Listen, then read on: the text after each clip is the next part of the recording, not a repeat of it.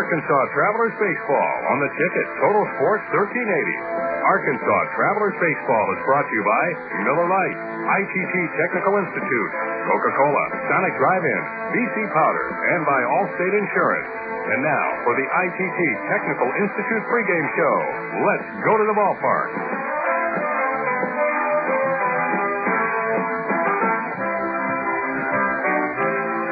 Live from Wichita, Kansas, the Arkansas Travelers are on the air. Hello again, everybody. This is Phil Elson. A very pleasant good evening to you. Welcome to Lawrence Dumont Stadium, where tonight Minor League Baseball and the Texas League present your Arkansas Travelers and the Wichita Wranglers in Game 2 of a 4-game series. Welcome up here to the broadcast booth on the ticket, Total Sports 1380, as well as the Travs website, www.travs.com. You've got the ITT Technical Institute pregame show. Well, not necessarily the start to the second half of the season we were looking for, as the Travs were defeated yesterday 6-2 by the Wranglers, losing their 4th game in a row after dropping the final 3 of the first half in San Antonio. Travs were controlled pretty much from the get-go. They were limited offensively to only 7 base hits by the starting pitcher and the winning pitcher, Kyle Middleton. Middleton controlling the Travs with a nice curveball and a sinking fastball that induced a couple of double plays. Wichita also showing some power. 3 homers, 2 of them hit off of starting pitcher Irvin Santana, who took his first loss of the year. Ruben Gotay's 2-run shot in the 3rd inning propelled the Wranglers to an early lead.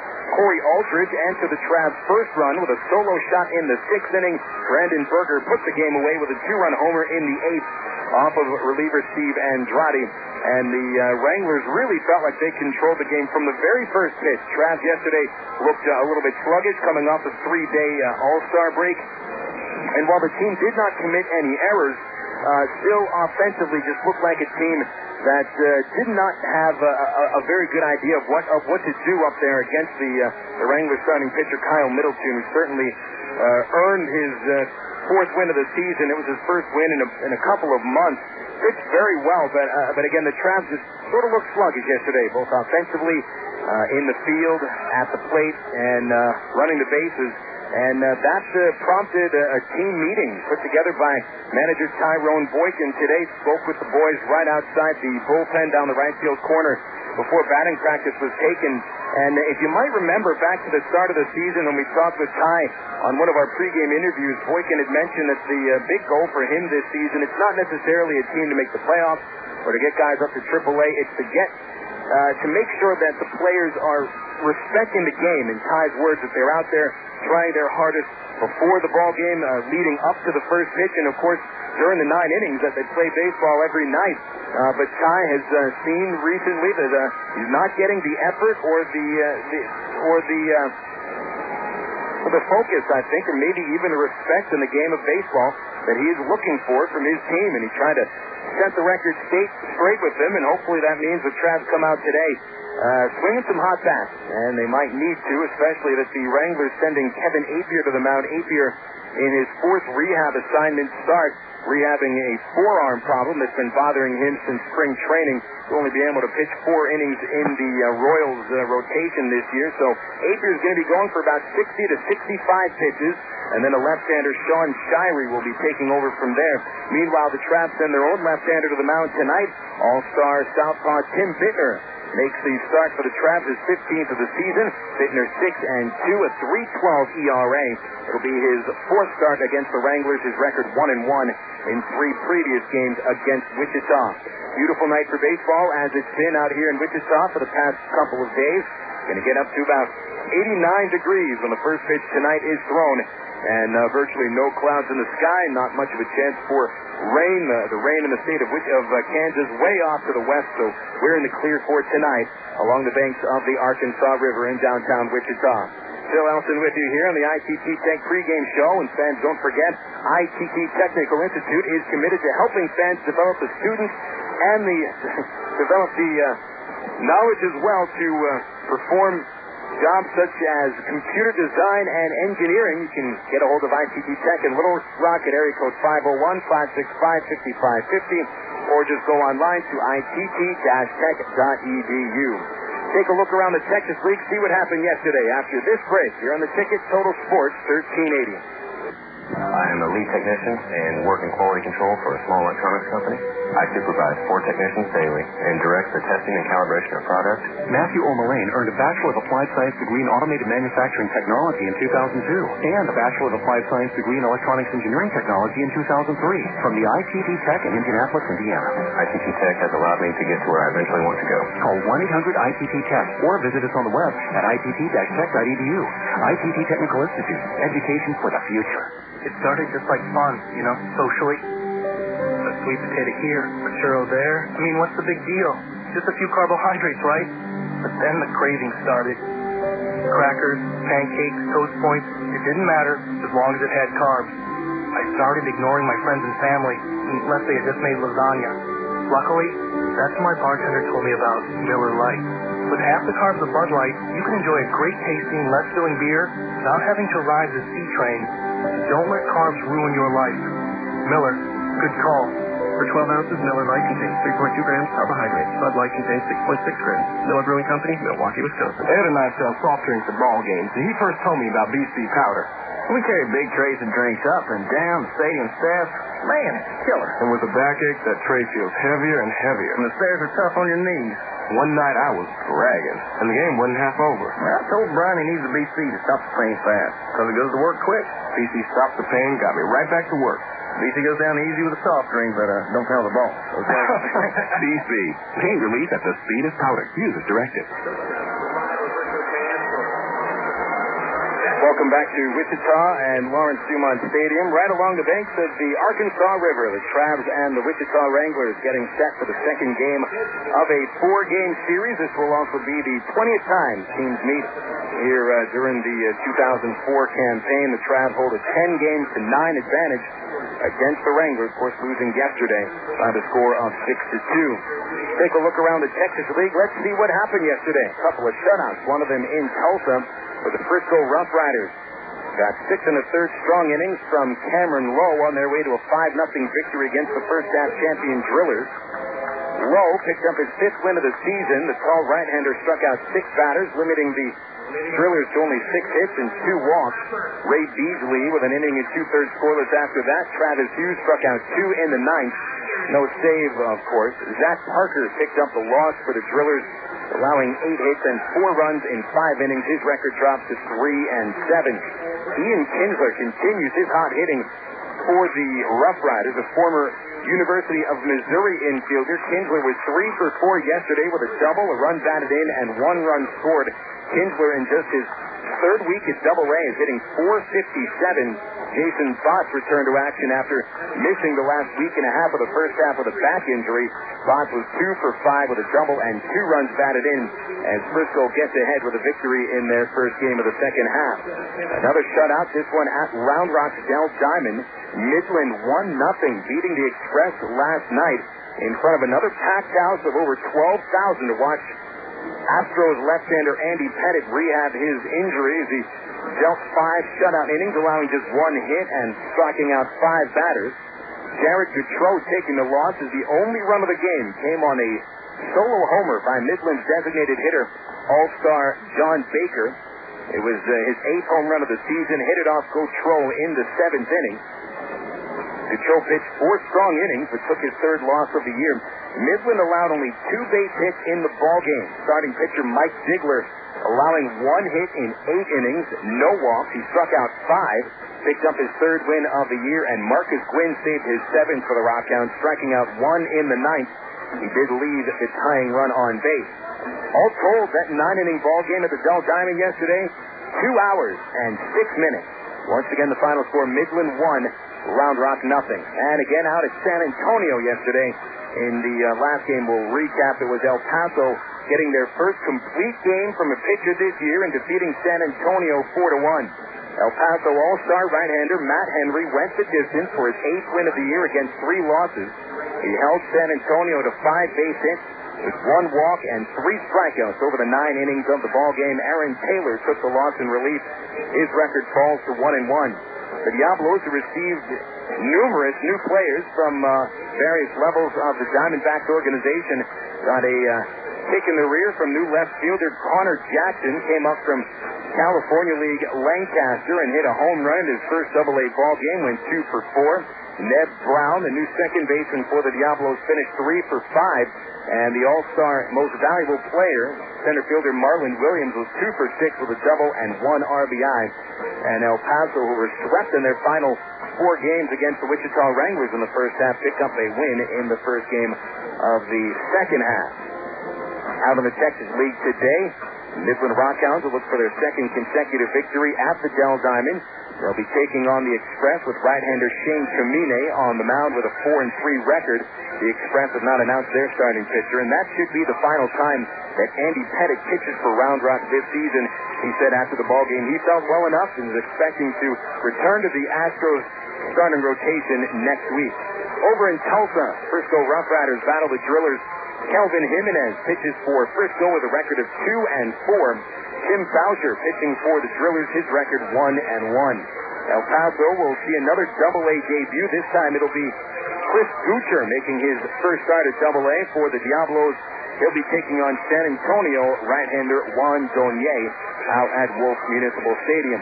We'll be updating you on those ball games around the Texas League as well as all the games from around the Major League on the Southwest Airlines out-of-town scoreboard as we go throughout our broadcast tonight here in Wichita. Speaking of the Southwest Airlines Major League scoreboard, running down the final scores, plenty of afternoon action in the Bigs today. In the National League, Montreal, a 3-2 winner against the Philadelphia Phillies. Tony Batista hitting his 8th home run of the season for the Expos. Tony Armas Jr. won his first game of the season, and Philadelphia lefty Eric Milton, just his second loss of the year. His record drops to 9-2.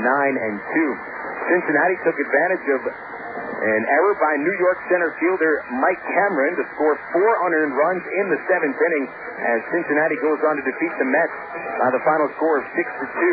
Corey Lidle earned his 5th win. Tom Glavine drops to 7-4. Mets shortstop Jose Reyes hit his first home run of the year. Colorado got 7 strong innings from Aaron Cook as they go on to shut out Milwaukee 3-0 at Miller Park. Ben Sheets took the loss, although he did strike out 10 batters in 7 innings. His record falls to 6-5. Sean Chacon saved his 15th of the year for the Rockies. Mike Sweeney hit a 2-run homer, his 3rd of the year. In the American League, these are the games that are final scores. A wild affair in Toronto where the Tampa Bay Devil Rays return to the win column with a 19-13 win against the Blue Jays.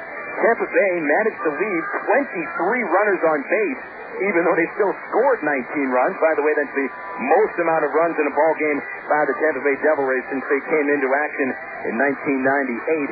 24 hits for the Devil Rays, 3 of them homers by Jose Cruz Jr., Jeff Blum, and Carl Crawford. However, Julio Lugo led the attack with 5 base hits and 5 runs batted in. Ted Lilly took the loss, dropping at 6-4. John Halama picked up his 4th win. Eric Hinsky did hit his 7th home run of the season, as well as Orlando Hudson. Cash hit his 3rd of the year. Minnesota, 4-3 winners over Boston in the 10th inning. Minnesota takes advantage of a Nomar Garcia power throwing error to score the winning run of the ballgame on a sacrifice fly. David Ortiz hit his 17th home run of the year for the Red Sox. However, Boston, with the loss, falling to 5 games in back of the Yankees for first place in the American League East Division. Speaking of the Yankees, they'll be right now taking on Baltimore. 2-2 tie in the bottom of the 3rd. Over in Anaheim today, the Athletics defeated the Angels 2-1. The second straight game, the A's beat the Halos. Mark Mulder goes the distance, limiting Anaheim to only 4 base hits. Picks up his 9th win of the year. Jermaine Dye hit his 14th home run of the season, and Scott Shields took the loss. He drops to 5-1. The Angels end up splitting that 4-game series with the Oakland A's, and that drops Anaheim to 2 games out of first place behind the streaking Texas Rangers, while Oakland is only a half game out. Elsewhere in the American League, there's a wild affair still going on right now in Texas. 18 innings. Texas has just taken a 9-7 lead against the Seattle Mariners. It took an RBI single in the bottom of the 9th for Mark Teixeira to send the game into the 10th inning, and they went scoreless for 7 innings until Texas scores 2 in the 18th. 2 homers by Rod Barajas. The backup catcher has 12 on the year. Alfonso Soriano hit his 10th And Edgar Martinez hit home run number 6 on the season for the Mariners. Elsewhere at Kansas City, Detroit pounds the Royals 12-3. Omar Infante picked up his fifth home run of the season. Nate Robertson won his first of the year. Chris George drops to 1-1. Mark Sweeney and Carlos Beltran did hit homers, but again, the Royals lost by 9 runs. Currently in progress in the National League. Top of the third inning at Florida, the Marlins 4, the Atlanta Braves 2, Dodgers and Giants scoreless in the fourth. Pittsburgh and Houston, Chicago and St. Louis later tonight in the National League. All games in the American League already in progress or have been completed. That's the Southwest Airlines out-of-town scoreboard. Don't forget, fans, Southwest Airlines is the official airline of the Arkansas Travelers. Southwest is also your gateway to 60 destinations in the United States from Little Rock National Airport. You can get them online at www.southwest.com. We'll have the starting lineup for tonight's game after this break on the ticket Total Sports 1380. Frank, what are you doing here? Wife sent me. We're out of Coke. You? Sorry. First one to aisle 5 buys the other. Yeah, you're on. Yo, Tony Stewart, you jumped the green flag again. Hey, stop throwing cereal boxes at me. Whatever, stop driving my car. Yes, sir. Oh. Looks like you're buying me that Coke. NASCAR fans have a one-track mind. Case of Coke says I beat you to register. Coca-Cola, the official soft drink of NASCAR. Coke, real. Introducing fresh taste salads from Sonic. As in made to order by hand with care for your very own fresh taste salad. At Sonic, we make them the way you'd make them at home, if you have the time. We start with the freshest ingredients, add your choice of tender grilled chicken, crispy jumbo popcorn chicken, or Santa Fe grilled chicken. You even get your pick of your favorite Hidden Valley dressings. So try a new fresh taste salad from Sonic today. It's not just good, it's Sonic good. Synonymous. Words alike in significance and meaning, like summer and baseball. Baseball and Ray Winder Field. Ray Winder Field and hot dogs. Hot dogs and Coca-Cola. Yes, Coke is joining the Travs All-Star lineup this summer right alongside the future Anaheim Angels wearing the Travelers uniform. Enjoy the best value in family entertainment in Central Arkansas. Ray Winder Field, the Arkansas Travelers, and Coke. 3 summer classics. Call 664-1555 or visit our website at travs.com. You're listening to Arkansas Travelers Baseball on the ticket Total Sports 1380, KDXE, Northland. Welcome back to Lawrence Dumont Stadium here in Wichita. Phil Elson with you on the ITT Tech pregame show. We are, about 4 minutes away from first pitch for Kevin Apier, still warming up, so we'll just guess and say we're about 6 or 7 minutes away from first pitch. And while we have the time, let's run down the starting lineup. We'll begin with the hometown Wranglers with a record of 38-32 overall. They'll have Norris Hopper leading off in center field. Batting second, the shortstop Andres Blanco with Ruben Gotay, a hot hitter, batting third at second base. Cleaning up for Wichita, Brandon Berger. He'll play left field with Scott Walter hitting fifth as the catcher. In the sixth hole for Wichita, the first baseman Chad Santos. Justin Gamal bats seventh. He'll be at third base. Corey Aldridge hit a long home run yesterday, dead center field, about 430 feet. He'll bat eighth and play right field. And a late addition to the lineup. We did not have a number 9 batter for Wichita until about 5 minutes ago. It'll be Wilkin Ruan making the start as the DH in his debut as a Royals farmhand. He was just signed out of Jacksonville. He's been playing Double-A ball for the Los Angeles Dodgers and was recently released.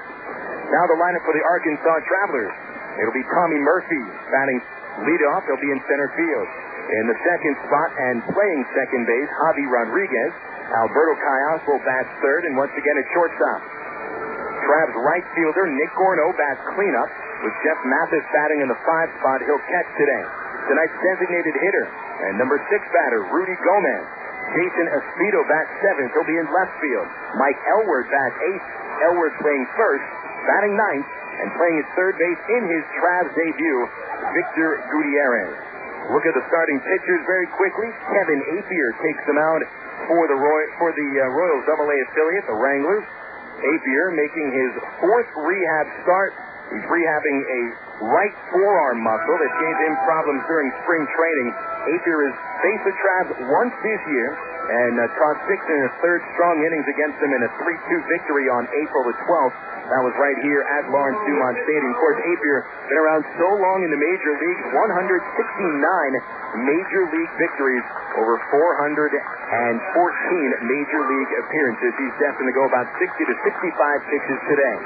Tim Bitter pitches for the Travs. The all-star left-hander, 6 wins, 2 losses, and a .312 earned run average. An interesting note about Bittner, he's the only member of the original Travs starting 5 in the rotation from early April to still be in the starting rotation. And again, he'll look for his 7th win of the season tonight against the Wichita Wranglers. There you have them, your starting lineup. That means the first pitch coming up in just a couple of minutes. We'll have that first pitch after this break on the ticket. Total Sports 1380.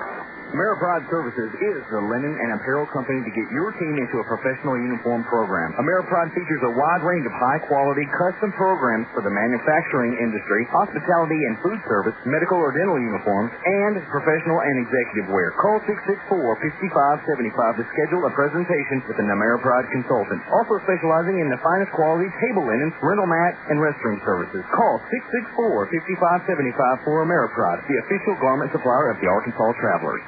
He joined the Air Force in 1964 and served in Vietnam. He commanded forces in the far corners of the globe. Rising through the ranks, he served as a 3-star general at the Pentagon. You'd think 30 years of distinguished service would be plenty. But if you're Norman G. Leasing, Lieutenant General, retired United States Air Force, that's just the beginning. Today, he's pursuing a new career as Walmart's Vice President of National Government Relations. Norm's journey took him near and far, through Asia, Scandinavia, Europe, the Middle East, and Webster University, where he earned a master's degree that served him well in his career. I'm Bob Costas, member of the board of Webster University.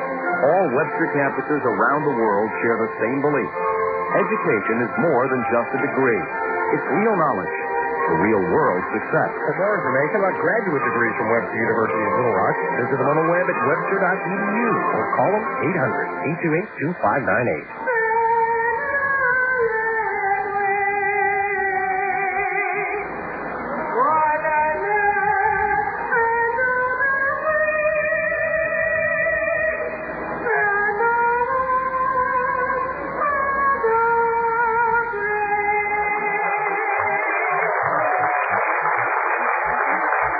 Star-Spangled Banner performed out here at Lawrence Dumont Stadium. And we're set for baseball. The sun is high out here at the ballpark. 86 degrees just before the first pitch will be thrown by Kevin Apier. Wranglers out on the field just starting their warm-ups, and Apier still in the dugout waiting to take the field. Very important game for the Travs today. Heck, every game is important. It's difficult to really balance one game against another when it comes to 140 games during a minor league season. But when the manager takes the time to sit down with the guys in the bullpen, everybody, the entire team, the coaches, the trainers, the strength and conditioning coach, the only people not involved in that meeting were the bus driver and the broadcaster. We got to watch it from afar. Anytime the manager takes the time to talk with the team, and we're not just talking 2 minutes. The meeting with Boykin and the whole ball club lasted about 10, 15 minutes before batting practice. When he takes that time and feels that it is important enough to warrant 10 or 15 minutes before a ball game, you're looking for the team to really bounce back, answer the questions that a manager might have. And again, what I mentioned during the pregame show is that Boykin talked about the team not necessarily focusing during the ball game and before the game. He had felt like they were taking their warm-ups very lightly, not stretching with any real reason, just sort of going through the motions during batting practice and during regular game-to-game warm-ups. And I think they responded pretty well during batting practice and during the warm-ups today. Everybody running at full speed, no jogging. Everybody was up there looking to try to focus during batting practice and during infield and outfield before the ball game. So I think that Ty should at least be pleased with the effort he saw before the game today. Of course, it matters a little bit more when it comes down to game time, and you're looking to pick up a victory after losing 4 straight. So this is an important ball game for the Travs, certainly needing to end this 4-game losing streak and get back in the win column for the first time in over a week. They've got their best pitcher on the mound right now, and Tim Bittner, who was the last pitcher to start a game the Travs won. June 16th out in San Antonio, Bittner pitched the Travs to a 6-1 victory, and hopefully can get another one tonight against Wichita. Good ball club that's been playing some tight games. They've won 5 games in a row, including a sweep against the El Paso Diablos, and they were coming down to the last 4 games of the first half, trailing the eventual first half champion Tulsa Drillers by 1 game. So this Wrangler ball club playing their best baseball of the season, really when they needed to at the end of the first half, and looking to get out of the gates pretty quickly in the second half. Tommy Murphy stepping into the batter's box as he will bat against Kevin Apier. Mentioned Apier's going to be going about 60 to 65 pitches today, and will be due for at least 1 more start with the Wranglers before getting back to the Kansas City rotation. First pitch of the game, Murphy takes a slider low and outside. Underway today at 7:10, and game time temperature 85 degrees. Murphy will bat left-handed against the tall righty Apier. If you've seen him pitch, a big boy. And the pitch to Murphy hit in the air to left field, a fly ball for Brandon Berger. He's underneath it, makes the catch, and 1 away. Shouldn't be calling Apier a big boy. He's a big man. When you're 37 years old, you deserve to be called a man. Heck, anytime you get above 28. Apier is 6'2", 215 pounds. Not a terribly hard thrower these days. Fastball into the mid to high 80s. His best pitch is the slider, and it is a nasty slider. When he pitched against the Travs in April, he was throwing mostly sliders, and it was tough to hit. There's a first pitch slider to Javi Rodriguez, and it's in there for a called strike. Rodriguez, the only Trav to reach base more than once yesterday, went 3 for 4 with the Travs' only extra base hit, a 2-base hit. And he'll take a slider low and outside from Apier, 1 ball, 1 strike. In the 7 games since rejoining the Travs from Salt Lake, Rodriguez batting .428. Hit very well, been aggressive. And he swings at a slider, pops it up behind first for Chad Santos. 1 step in a foul territory behind the base, he makes the catch. And 2 outs quickly for Apier against the Travs. Alberto Caiapo coming up next. Ty Boykin had mentioned that with Apier out there today, he was going to tell the guys to go out and be aggressive, as always. Travs always a fairly aggressive hitting team against Apier. They don't want to fall deep into the count. Want to get something to hit early. Caiapo steps in, batting left-handed, taking a pitch low and away for a ball. Out at left field, Brandon Berger. In center, Norris Hopper. Aldridge in right. Jamal even at the bag at third. The shortstop Blanco is deep. Goes high deep at second. Santos behind at first. Ball 2 to Caiapo downstairs.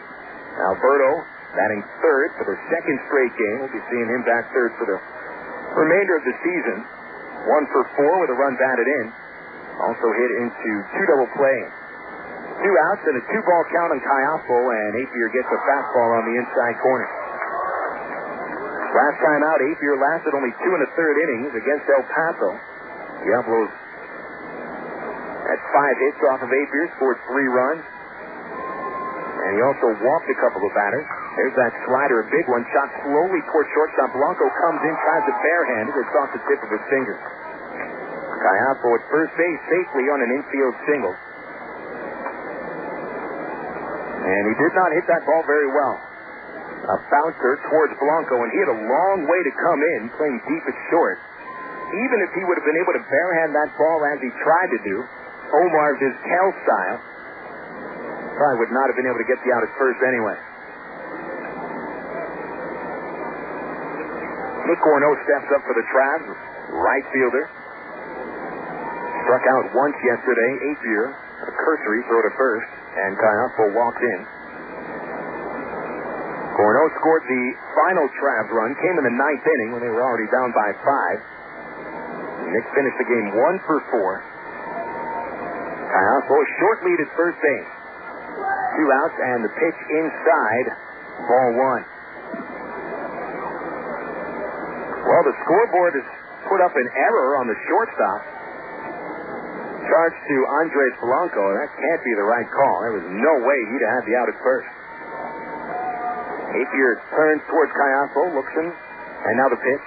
A slider and Gorno way in front, swinging a miss. Strike 1. 1 ball, 1 strike. Gorno's average at 300. 9 homers, tied with Jeff Mathis for the team lead. 44 runs batted in. That leads the team after McPherson's call up to AAA. Here's the 1-1, and a swing and a tip into the catcher's mitt. Once again, Gorno out in front of the slider, and the count is 1-2.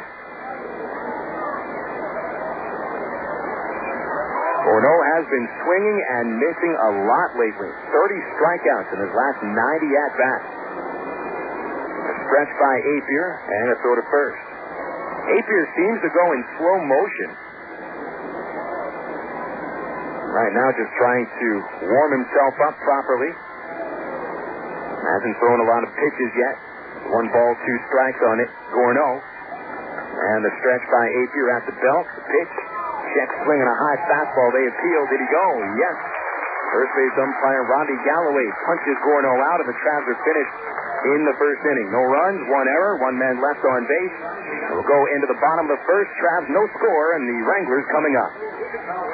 Did you know that more than 250 Arkansans are currently awaiting an organ transplant?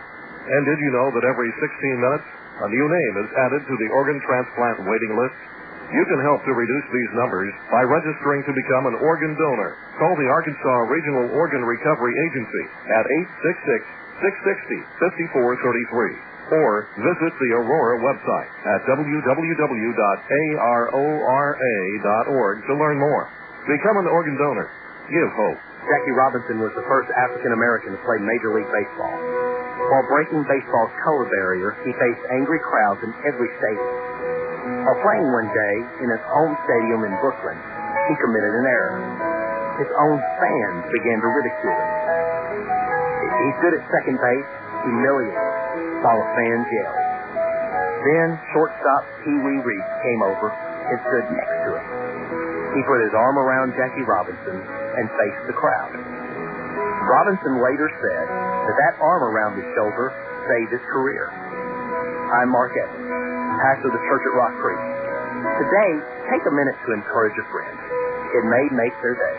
For more information about Rock Creek, look on the web at churchatrockcreek.org. The Church at Rock Creek. It's not just church. It's life.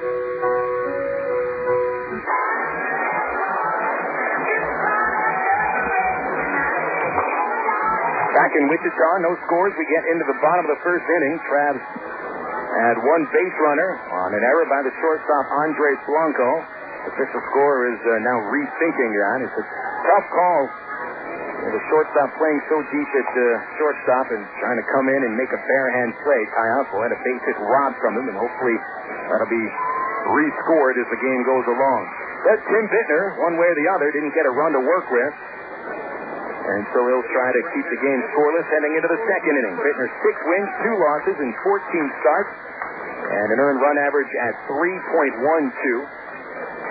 1 knock against Bittner if he does not allow a lot of home runs. Holds the Texas League to a batting average of .213. It's his walks. Walked more batters than any other pitcher in the Texas League in the first half. 38 of them. And his first pitch to Norris Hopper outside for a ball. Actually, there were 2 other pitchers in the league that had more walks than Bittner. Ben Fritz of Midland, Dustin Nippert of El Paso, but Bittner was right up there. 3 walks off the pace. And his pitch to Hopper down and in, 2 balls, no strikes. Andres Blanco on deck, then Ruben Gotay. A couple of switch hitters following Hopper, a full-time righty. Bittner's 2-0, and Chin finds the outside corner, 2-1. A.J. Wenzel behind the plate today. Jason Stein calls the outs at third. Rodney Galloway, the first base umpire. Bittner, overhead windup. The 2-1 pitch to Hopper is low. Hopper hits .277. No home runs, 20 runs batted in. Only 1 extra base hit on the season for Hopper.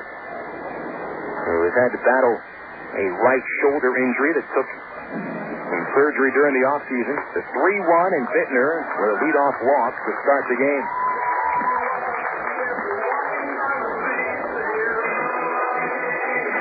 Walk number 39 on the season for Bittner. And he had mentioned before the ballgame, this is the only aspect of how he's pitched this year that he is troubled with, are the bases on balls.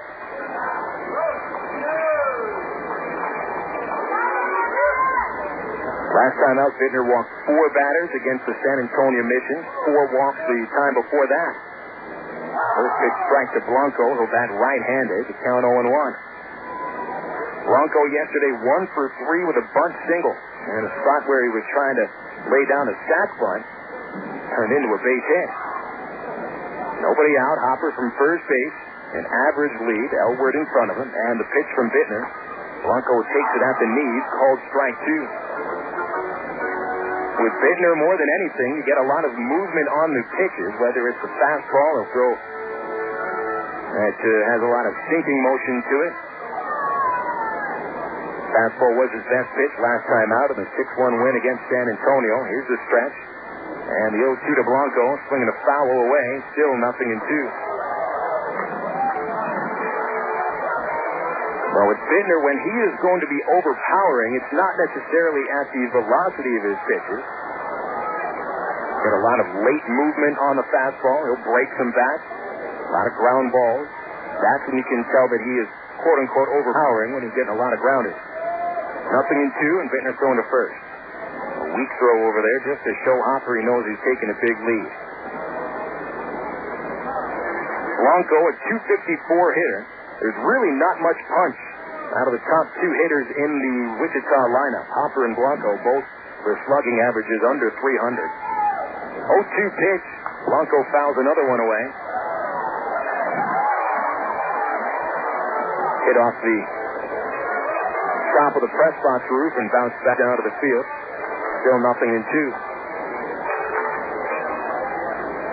Blanco has had a little time in the major leagues this year, filling in for Angel Baroa. Back in April, Baroa suffering from migraine injuries, and Blanco actually showed he could hit a little bit in the majors, over 260. No matter what, Blanco is always going to have a lock single. He's never really going to be a guy that even has gap power. Most of his extra base hits might come on hard grounders down each lot. As long as he hits in the 260, 270 range, his defense will take it from there. It is grounded on the right side. A base hit to right field. Up with it, Nick Borneau brings it into the infield, keeping Hopper at second, Blanco at first on an 0-2 pitch. A little single into right field.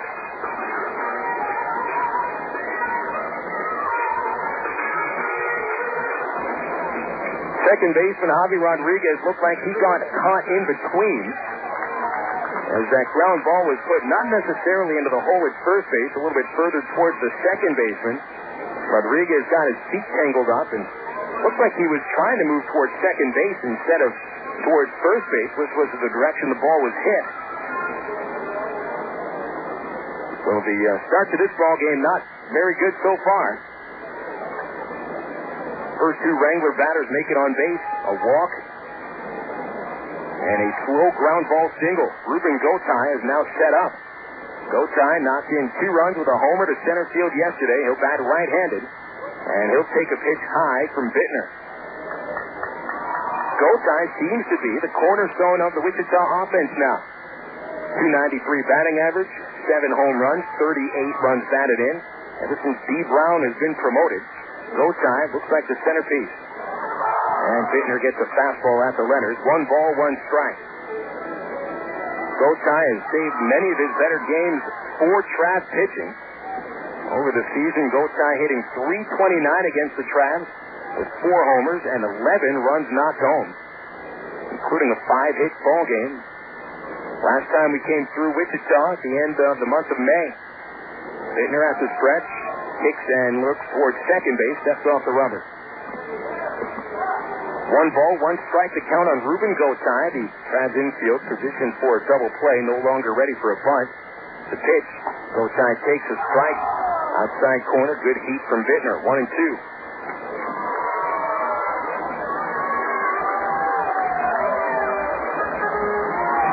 Waiting on deck, the cleanup batter, Brandon Berger. Veteran presence on a ball club that certainly has their share of young prospects. Top prospects on this team, Blanco and Gochai. Both about 20 and 21 years of age. And a pitch outside to Ruben. 2 balls, 2 strikes. Ruben has some pop from either side of the plate.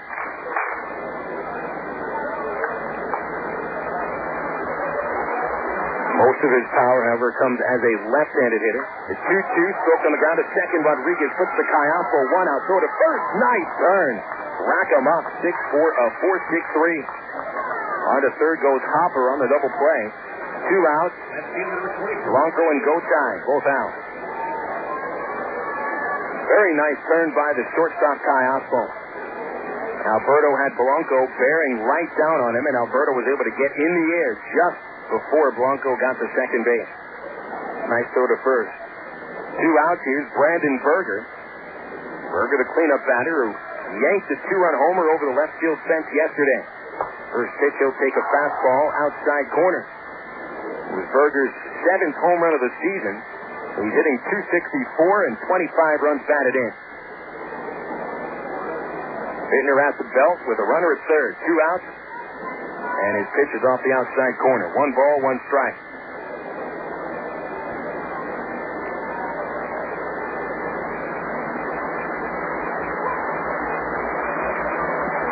Berger at 29 years old, the oldest player on the Wranglers.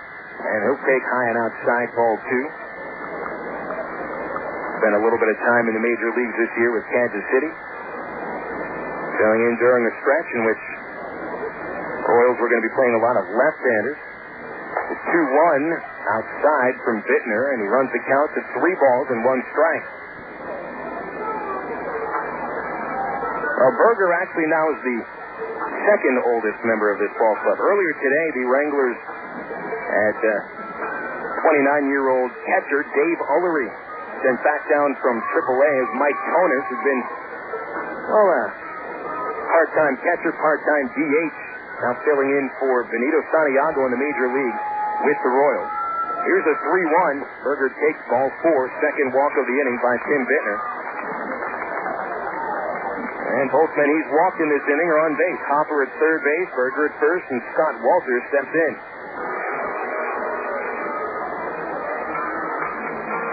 Santiago's been out for about a week and a half now. Tonis staying up there until Santiago returns. And so Ullery and Walter will split the catching duty. Walter, a fairly good defensive catcher. Hits okay, .257 average, 5 homers. Right-handed batter, men at the corners, 2 outs, and a first pitch slider for a strike. Haven't seen many breaking pitches yet from Bittner. A lot of times he'll throw a fastball to get ahead in the count and then wait with the slider as an out pitch. Walter was 1 for 4 yesterday. Bittner is ready with the 0-1, and it is fouled off the right side. 0-2 to count on Walter as Tim Bittner looks to get out of the first inning without giving up a run.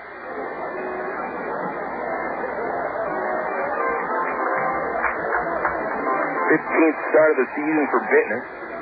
Crabs are 8-6 in his start. Need a win today to break a 4-game losing streak. The 0-1 pitch outside. That's an 0-2 pitch outside. 1 ball, 2 strikes.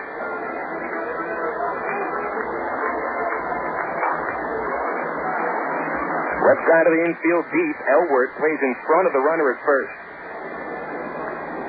Here's the 1-2. In the dirt. Nice block by Jeff Mather. That time Bittner tried the slider and held on to it just a little too long. 2 balls, 2 strikes. The count on Scott Walter. 2 outs.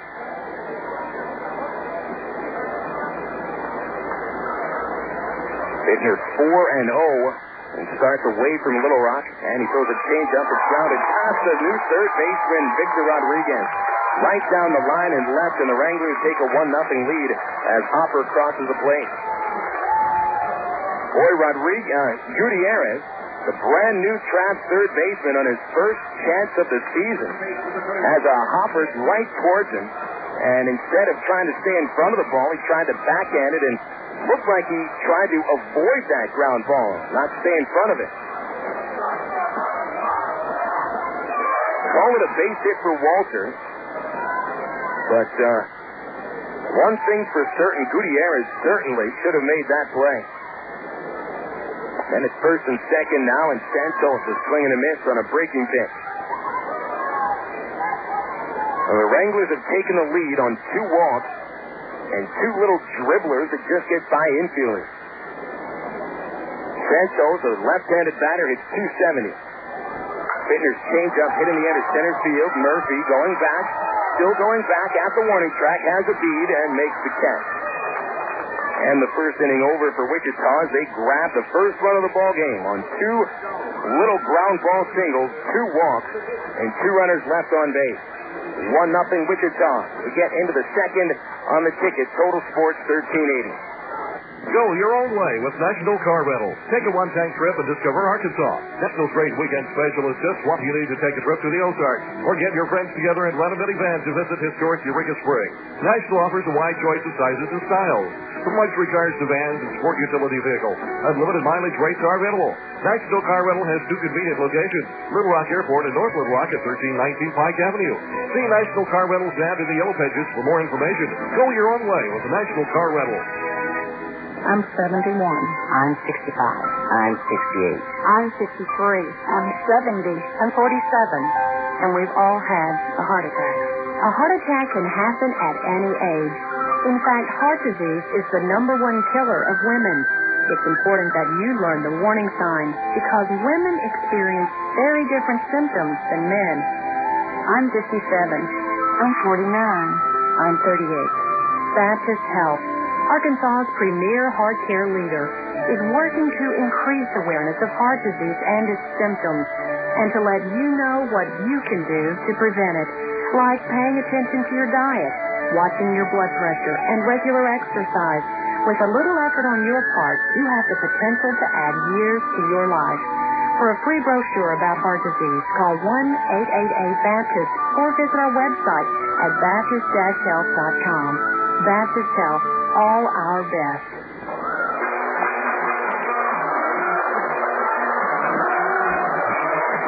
Already 1-0 Wichita as we get into the second inning at Lawrence Dumont Stadium. Wranglers taking advantage of 2 Tim Bittner walks to score the first run of the ball game. Meanwhile, the Traps managed only an infield single in the top of the first against Kevin Apier. Jeff Mathis leads off against Apier in the second inning, followed by Rudy Gomez and Jason Espedo.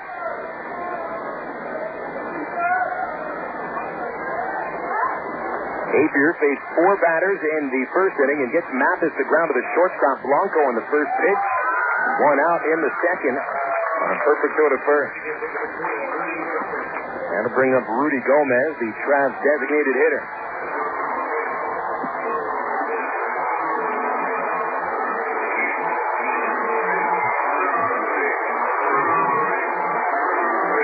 Well, we said the Traps looked like they had some life during batting practice and pregame stretching drills. Still waiting to see it during the ball game. Heck, only 1 inning, but defensively, the Traps did look fairly asleep in the bottom of the first, except for that double play. Curveball to Gomez in there for a called strike. 284 hitter. Gomez with 2 homers and 15 runs batted in. Apier winds up, and his slider in the dirt. 1 ball, 1 strike. Nice forearm muscle, giving Apier trouble. He has certainly had his share of injuries throughout a long major league career. Shoulder injuries have been one of his problems, and the slider, which is his best pitch, that certainly causes a lot of strain on the shoulder and the elbow. There's a fastball. Gomez flies it to right center. Center fielder Norris Hopper gives way to the right fielder Aldridge, and there's 2 outs.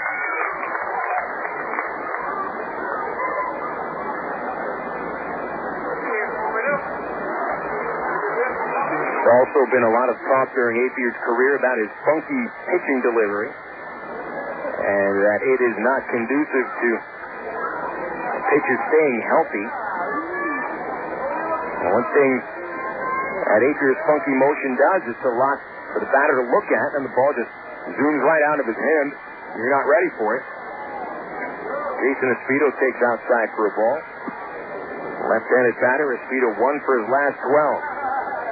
252 batting average, 6 homers. Apier kicks with his 1-0 pitch, a fastball that's fouled away. 2 outs in the top of the second inning, 1-0 Wichita. Travs trailed after the third inning yesterday, and now they're trailing after the first. 1 ball, 1 strike, Apier into the glove. He kicks with a 1-1 pitch, a changeup. That's fouled into the third base seats again. Strike 2. One Wrangler fan just got out of the way of that scorching line drive. Got out of his seat pretty quickly and let the ball hit the seat instead of his chest. 1-2 the count on Espedo. Apier with 1 strikeout so far. Here's his pitch. And another ground ball. This one's foul towards third. Still 1 ball, 2 strikes.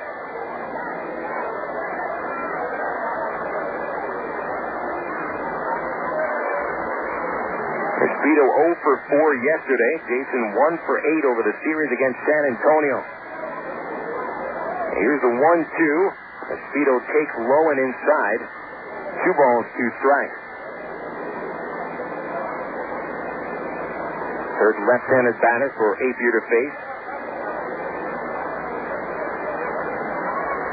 Rubs up the baseball as he climbs back on top of the mound. There's at Espedo. The count is 2-2. Here's a wind-up, Apier's pitch.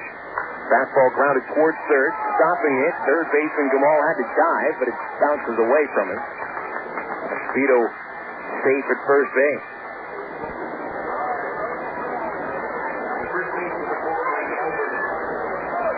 Gamal positioned about 10 feet off the line at third. Espedo hit that grounder just a couple of feet off the line. Gamal dove for the ball. That leads you to believe he was a little too far away from the line to make that play.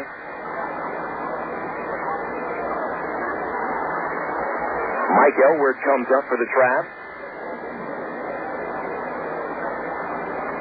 First pitch on the way. Mike takes it for a strike.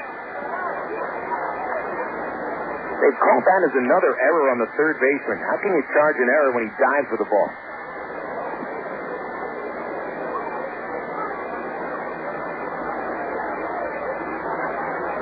Nothing in 1 the count. Elward swings, pops it up behind third, and out of play. Nothing in 2 on the Travs first baseman. Elward ended a 4-game hit streak yesterday, going 0 for 4.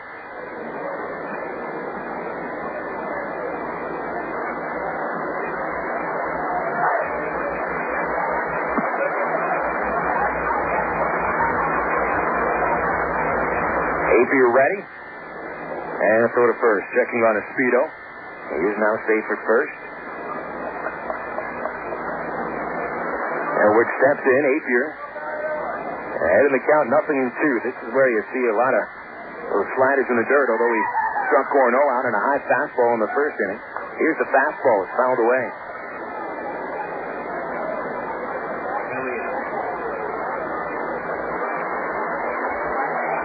Apier is 37 years old. Still has some innings that hour. Picked up 8 wins last year, although he lost 9 games. Was released by the Angels after 19 starts, finished the season in the KC rotation. Gonna step off the rubber. Apier originally came up with the Royals. Their first-round pick in the 87 draft out of Antelope Valley Junior College in California. The stretch, the count 0-2. The pitch to Elward. Slider, he takes it down low. 1 ball, 2 strikes.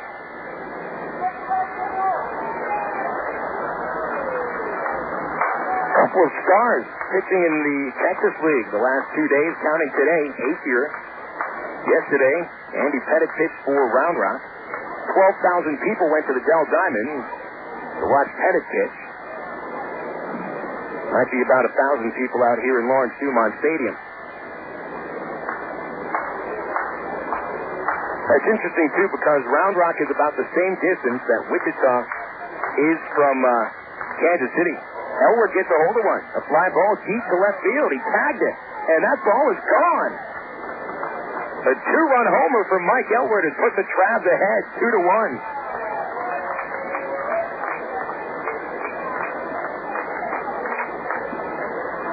Apier threw a fastball trying to come inside on Elwood's hands.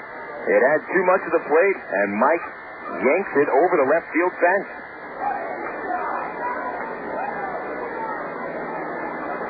Home run number 4 on the year for Elwood. 35th, 36th runs batted into the season. Travs grab their first lead of the series, and here's Victor Gutierrez. First at bat as a Trav, he'll take the first pitch low.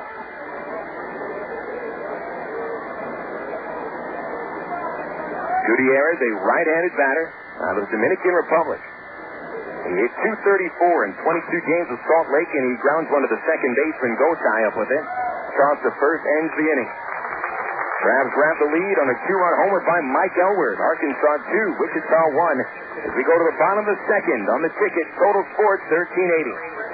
Hey, fans, it's easy to get discount tickets to Travs games all year thanks to Ready Ice. Arkansas's #1 ice company, Ready Ice presents Ready Ice Wednesdays at Ray Winder Field.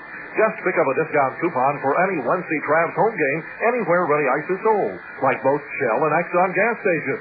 Bring the coupons to the Travs box office for $3 general admission tickets to any Wednesday home game. That's Ready Ice Wednesdays at Ray Winder Field all season long. Thanks to Arkansas's #1 ice company, Ready Ice.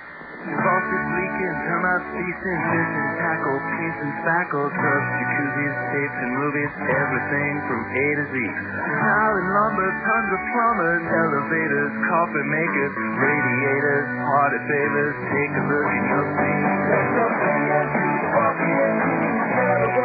Not the other book. When it comes to making their buying decisions, people today let their fingers do the walking through Yellow Book Yellow Pages. It's no wonder. Yellow Book's packed with money-saving coupons, restaurant menus, and vital community info. And with more ads than ever before, it has everything you need right at your fingertips. It's easy to spot. Just reach for the Yellow Directory with the map on the cover and join the smart shoppers who choose Yellow Book, not the other book. Put your business in Yellow Book. Call 1-800-YB-YELLOW. Not the other book.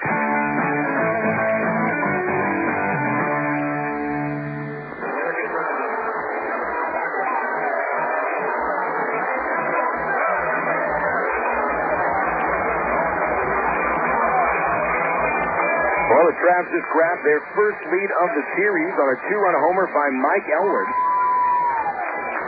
A shot off Kevin Apier with a 2-strike count. Nice job by Mike. Maybe that's a shot in the rear for the Travs as they trailed 1-0 after the first inning. And now Tim Bittner on the pitcher's mound facing Justin Gamal to start the second and the first pitch outside. Gamal, Corey Aldridge, and Wilkin Ruan batting in the second. Against Bittner, he was his own worst enemy in the first inning. Walked 2 batters, and he misses high. Ball 2 to Gamal.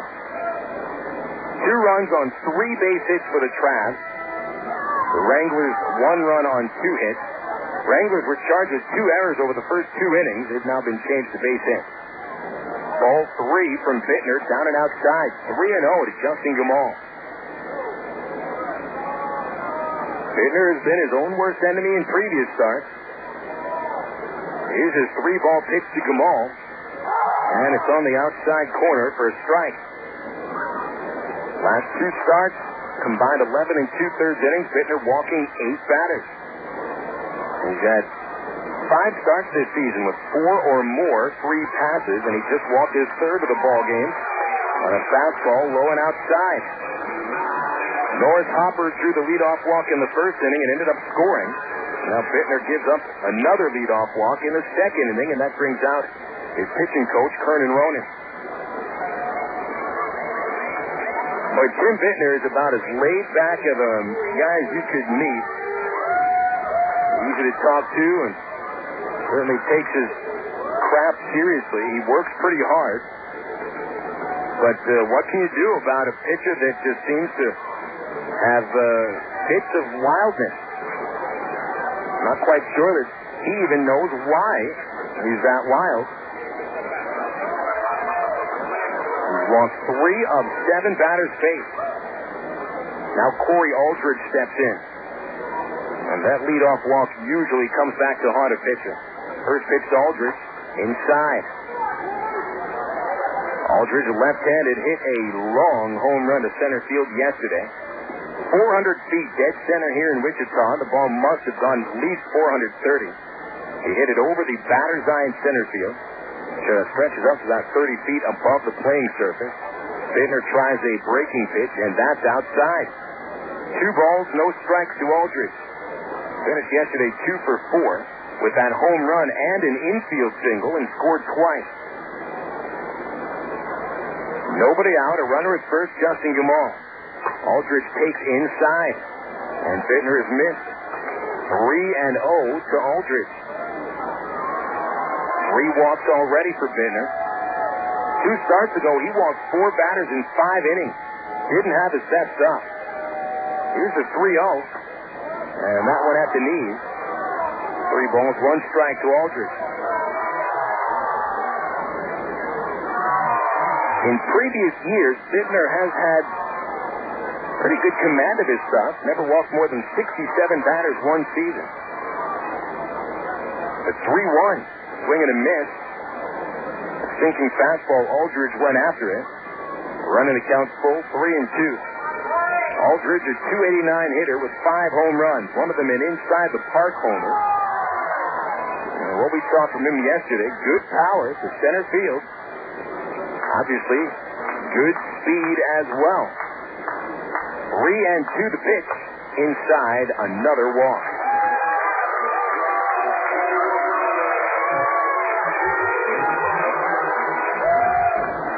Four bases on balls already allowed by Jim Bittner. So 3 consecutive starts. Bittner walked 4, but the real warning in walking 4 batters today is that he's only faced 8 hitters.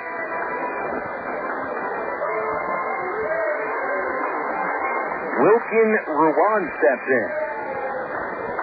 First look for Wichita fans. Wilkin Ruan, a right-handed batter, 26 years old, showing bunt, got it down, shot in front of the plate. Mathis looked at third after picking the ball up, decides to throw Wilkin out at first. The sacrifice bunt worked as Gamal and Aldridge advance.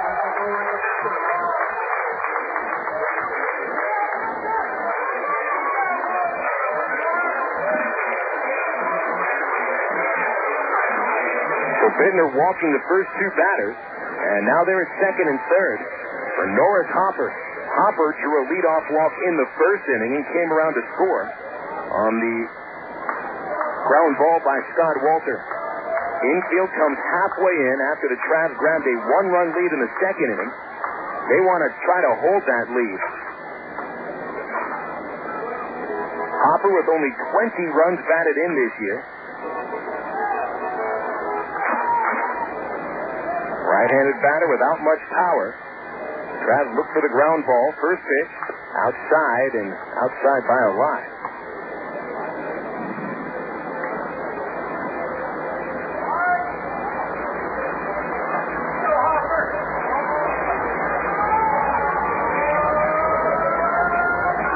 Hopper hits just 111 against the Travs.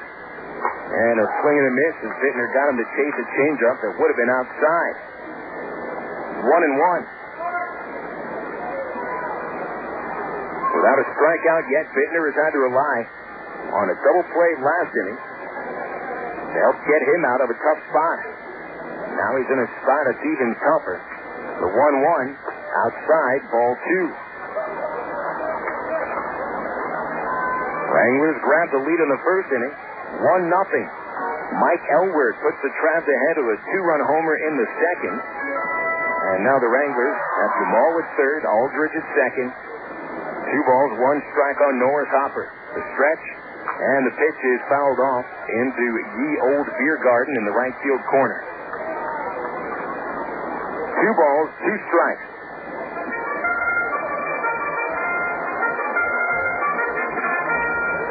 Breeze out here at Lawrence Dumont Stadium, softly blowing out towards left.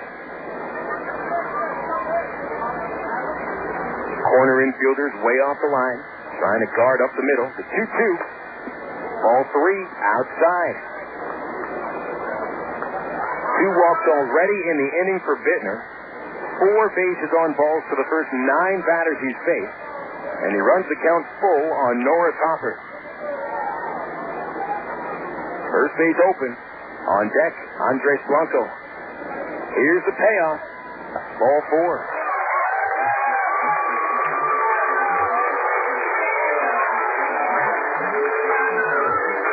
Bittner tried the changeup and didn't hold on to it long enough. It was outside by at least 2 feet. Bittner has now walked the bases loaded in the second inning, and that forces the Traps bullpen into action.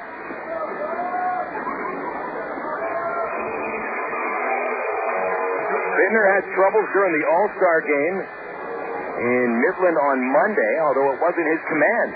He gave up 3 hits and 3 runs in 1 inning without walking a batter. A couple of line drives that fell in. But now he's his own worst enemy once again. 5 walks against 10 hitters. Andres Blanco the batter, and he'll take downstairs. Rich Fisher has started to throw in the Traps bullpen. Blanco reached on a ground ball single to right field in the first inning. He hits with the bases loaded and 1 away. Infield looks for 2, way off of first Elwood. The pitch is hit into left field, a line drive, base hit. Jamal scores, Aldridge held at third, and the game is tied at 2. And they're still going to be loaded up now for Ruben Gotay.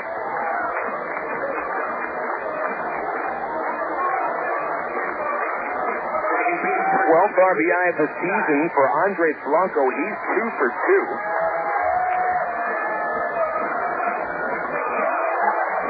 And it brings Gotay to the plate with the bases juiced again.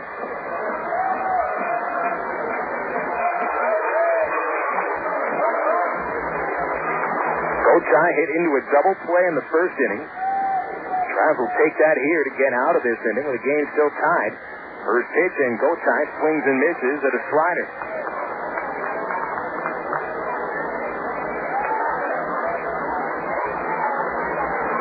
A base hit for Andres Blanco, his first with the bases loaded this year. Gotay is 1 for 4 with the bases loaded. Aldridge at third, Hopper at second, Blanco at first, 1 out. And Gotay takes outside. A close pitch on a slider, 1-1.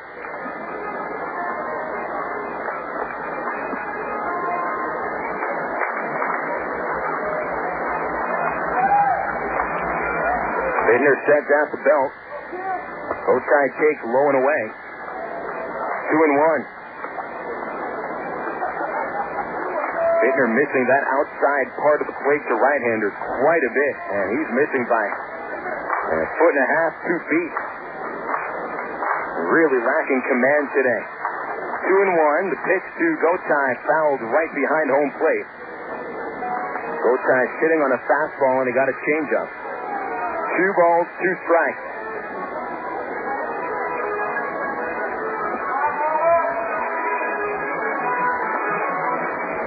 Fisher warming up in the Travis bullpen. Ty Boykin must feel like Bittner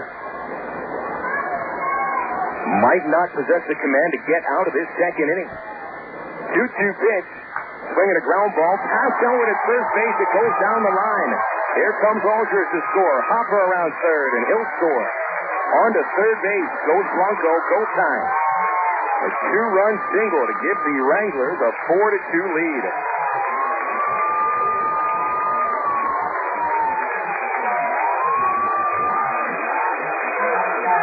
Elwood, the Traps first baseman, was positioned off the line. As the ball was hit, it looked like he took 1 or 2 steps towards first base and then had to dive behind himself.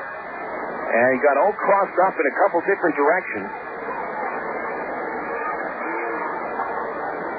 But all 3 batters that Bittner walked in the second inning have come around to score, and now he has runners at the corners.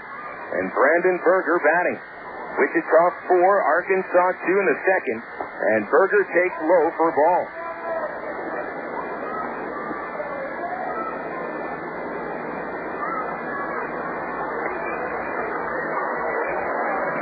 Berger walked in the first. Tim's 1-0, swing and a miss on a slider. 1 ball, 1 strike. That was got to be the most frustrating for Bittner, and watching this ball game right now is that of the 4 base hits that Bittner has allowed, only one of them has been well hit. Blanco's base hit here in the second inning was just a very soft fly ball that got in front of the left fielder. Gotai's base hit to right field that knocked in the go-ahead run so far here. That was the best ball that was hit so far. And it still looked like the play could have been made. The 1-1. Swing and a fly ball left field, starting back at Speedo, now coming in. He's there, makes the catch. Blanco tagging from third base. He's going to score. 5-2 Wichita. Gotai holds it at the first base. And a sacrifice fly for Brandon Berger knocks in the 4th run of the inning.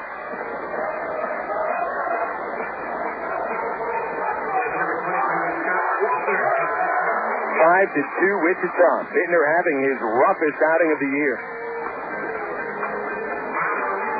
Bittner's shortest outing this year back on April 30th, an 8-7 win against Midland. Bittner took a no decision, walked 6 batters in 3 2/3. A game that, to be quite honest, looks a lot like this one, as he misses outside with the first pitch to Scott Walter. Walter knocked in a run in the first inning on a ground ball that got past Victor Gutierrez at third. Now he has a man at first, Ruben Gotai, and 2 outs in the second. The 1-ball pitch is slowly chopped down the third baseline. Bittner going to try to let it roll foul. Gutierrez sees it's going to stay fair, and he picks it up, allowing Gotai to second and Walter on an infield single. Another deep base hit for the Wichita Wranglers. Out of their 5 base hits, only one of them has been hit very well. But Bittner certainly not helping things by walking 5 batters in an inning and 2/3. The 9th batter of the inning comes up. Chad Santos. Santos flied out to center field, ending the first inning. Here's Bittner's first pitch. It's hit on a little flare to shortstop, and Caiazo charges in, gloves it on the shoe, and that'll end the second inning. However, the Wranglers grab the lead back from the Travs with 4 runs on 3 hits and 3 walks. 2 men left, and after 2, the Wranglers 5 and the Travelers 2. Hi, Tom Bodette. As more people find their special someone on the internet, Motel6.com is in the matchmaking business too. After all, that's where you'll find Click 6 web bargains. Big discounts at Motel 6 that are only available online. It's how eligible travelers find the deal of their dreams. And we won't even lie about our height. I'm Tom Bodette from Motel6.com. I'm an outdoorsy Pisces who likes long road trips and leaving the light on for you. And a Core Hotel. Recently, a leading consumer magazine did a report on retirement planning, and one of the things they recommend you do is to reshop your old life insurance policy and see if you can save serious money. Term Busters can help you reshop your old policy, particularly if you're 45 or older, in good health, and know the value of having $1 million or more in term life insurance coverage. Find out if you're paying too much for your existing term life insurance policy. 800-957-6066. 800-957-6066. Homeowners, are you tired of painting your house every few years? Then stop this endless cycle of painting forever with vinyl siding from Sears Home Central. Vinyl siding from Sears is virtually maintenance-free, and Sears makes it easy and affordable. Call now for free in-home estimate. 1-800-531-7785. Not available in all areas. Services and materials provided by a Sears authorized contractor. License number available on request. That's vinyl siding from Sears. 1-800-531-7785. You're listening to Arkansas Travelers Baseball on the ticket. Total Sports 1380. KDXE Northwest. In order to win this baseball game today, the Arkansas Travelers are going to have to turn on the offense, as Wichita has plated 5 runs in the first 2 innings and grab a 5-2 lead against the Travs in the second game of this series. Travs had a very short-lived 2-1 lead after a 2-run homer by Mike Elward in the top of the second. But Tim Bittner really struggling tonight. 5 walks in 2 innings, 4 runs on 5 base hits. Tommy Murphy leads off in the third for Arkansas against Kevin Apier. Apier about halfway towards his 60-65 pitch limit. Throwing about 25 pitches so far. Murphy flying out to left field in the first inning, and here's the first pitch, a slider outside from Apier.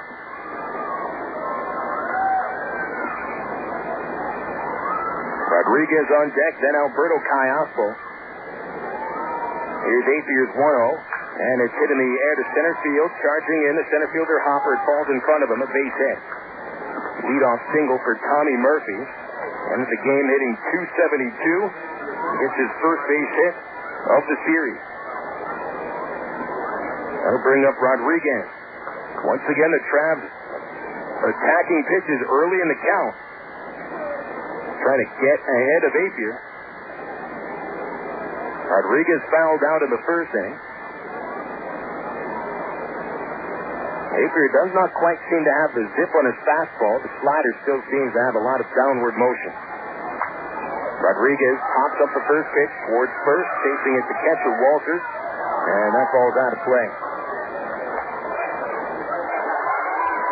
0-1 the count on Hobby.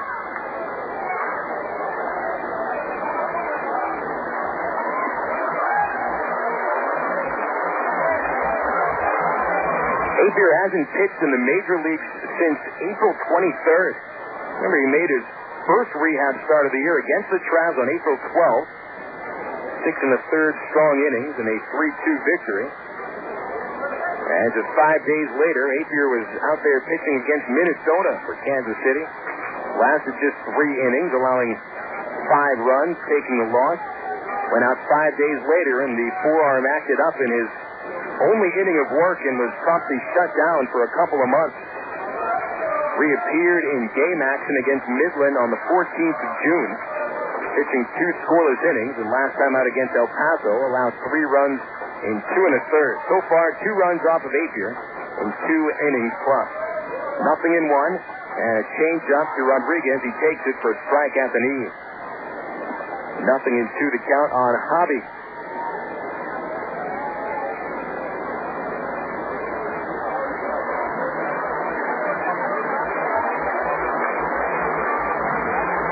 Infield ready for a double play. The shortstop Blanco, the second baseman Gotay. Best double play combination in the Texas League. Toss on to first base, not in time. Gotay had been notched for his defensive ability, but really he and Blanco worked very well together. Both of them pretty young as well.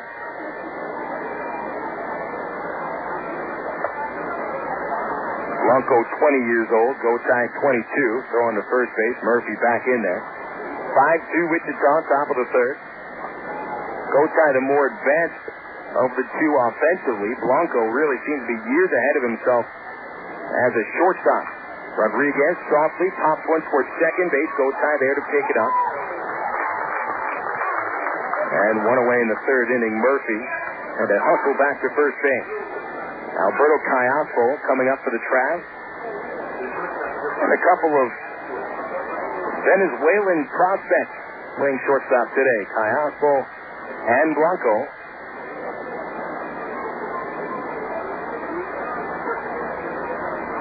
Venezuelans really take pride in that position. Shortstop, Davey Concepcion, certainly the most famous of all the shortstops to come out of Venezuela. Hard grounder towards first base, picking it up. Santos steps on the bag for 1 out. Murphy's already at second.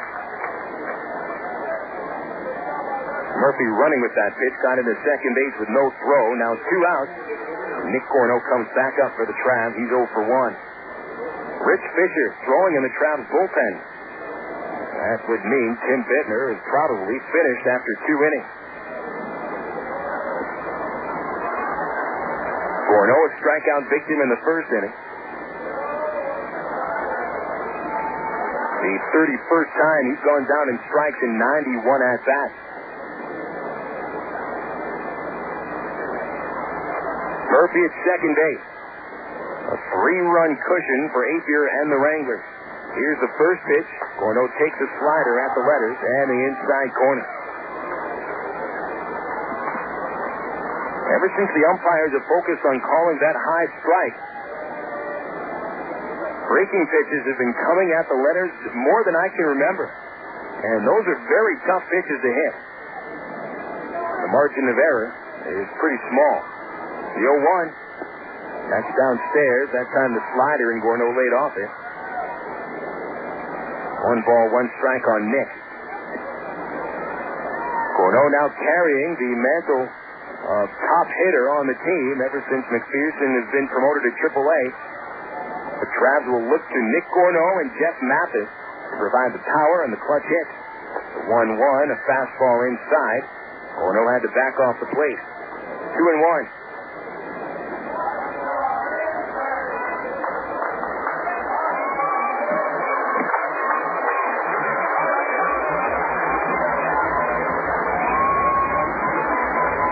One pitch. Nick swings a slow chopper towards third. Jamal Barehand makes the play at first, and the throw is offline, but still Santos stays on the base. And the Travs are finished in the third inning. A nice play at first by Santos. Had to stare at the sun right in his eyes and also had to worry about Gorno barreling down on him, and he's able to bring that ball in. Travs go scoreless in the third inning, leaving Murphy at second base. And heading into the bottom of the third, it's Wichita 5 and Arkansas 2. Emergency hotline, can I help you? Yes, I need help. All right, sir, what's the problem? I can't taste my beer. I feel it in my mouth, but there's no taste. Okay, sir, this is what I want you to do. Put the bottle down and step away from the beer. Okay. Walk straight to the corner store and pick up a 6-pack of Miller Lite. Okay. Don't worry, it's going to be all right. Next time, try the light beer that actually tastes like beer. Great tasting, less filling, Miller Lite. Miller. Good call.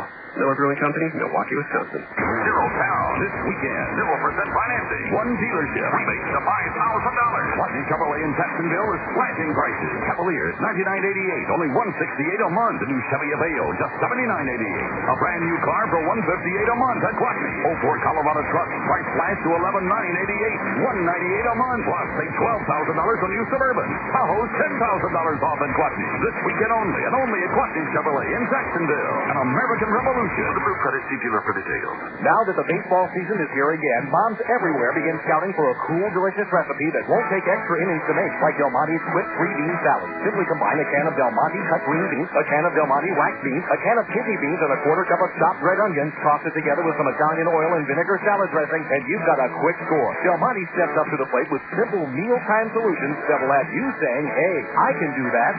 Look for Del Monte vegetables at your local Harvest Foods. Harvest Foods, an Arkansas company serving Arkansas.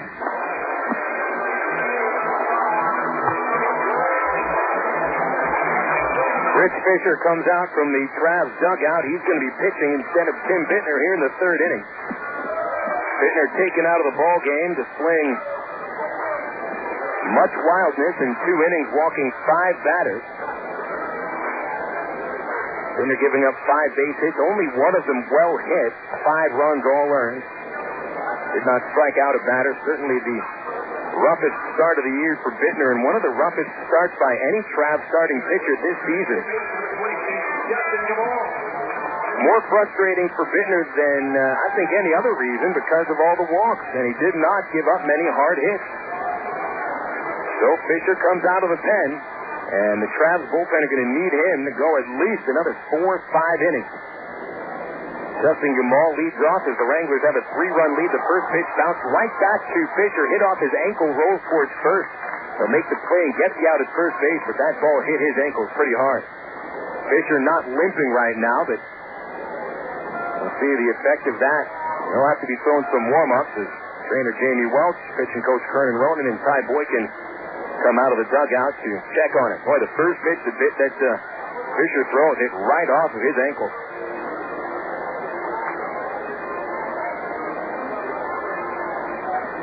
Not a case of Fisher trying to kick the ball either. He didn't have much of a chance to react to that ground ball. It was hit so hard. matter of it hitting the ankles. We'll have a couple of warm-ups. He's not going to show ill effects of that hard grounder in either of these warm-ups, but as the game goes on, he might find that the pain certainly starts to build up, and by the time we get to tomorrow, it's going to be tough. Fisher jumping up and down on the pitcher's mound now, trying to catch those ankles and see if he can at least finish the inning. Fisher's going to stay in the ball game, and that's certainly good news. Travs already had their starting pitcher knocked out after 2 innings, and Fisher certainly needs to stay in for longer than just one batter.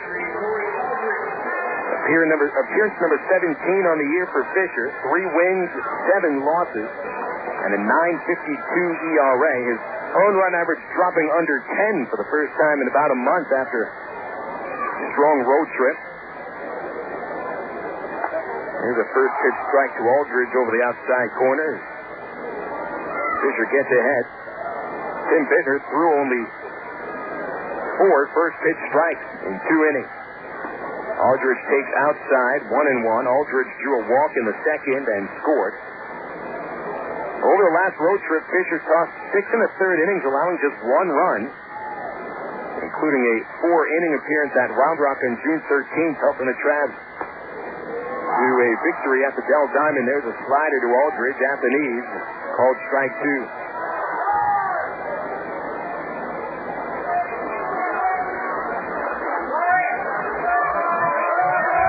Right-hander Fisher winds in the 1-2.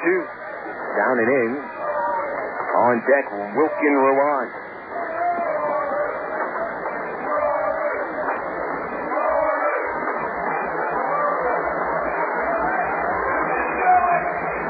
Overhead windup. Fisher's 2-2.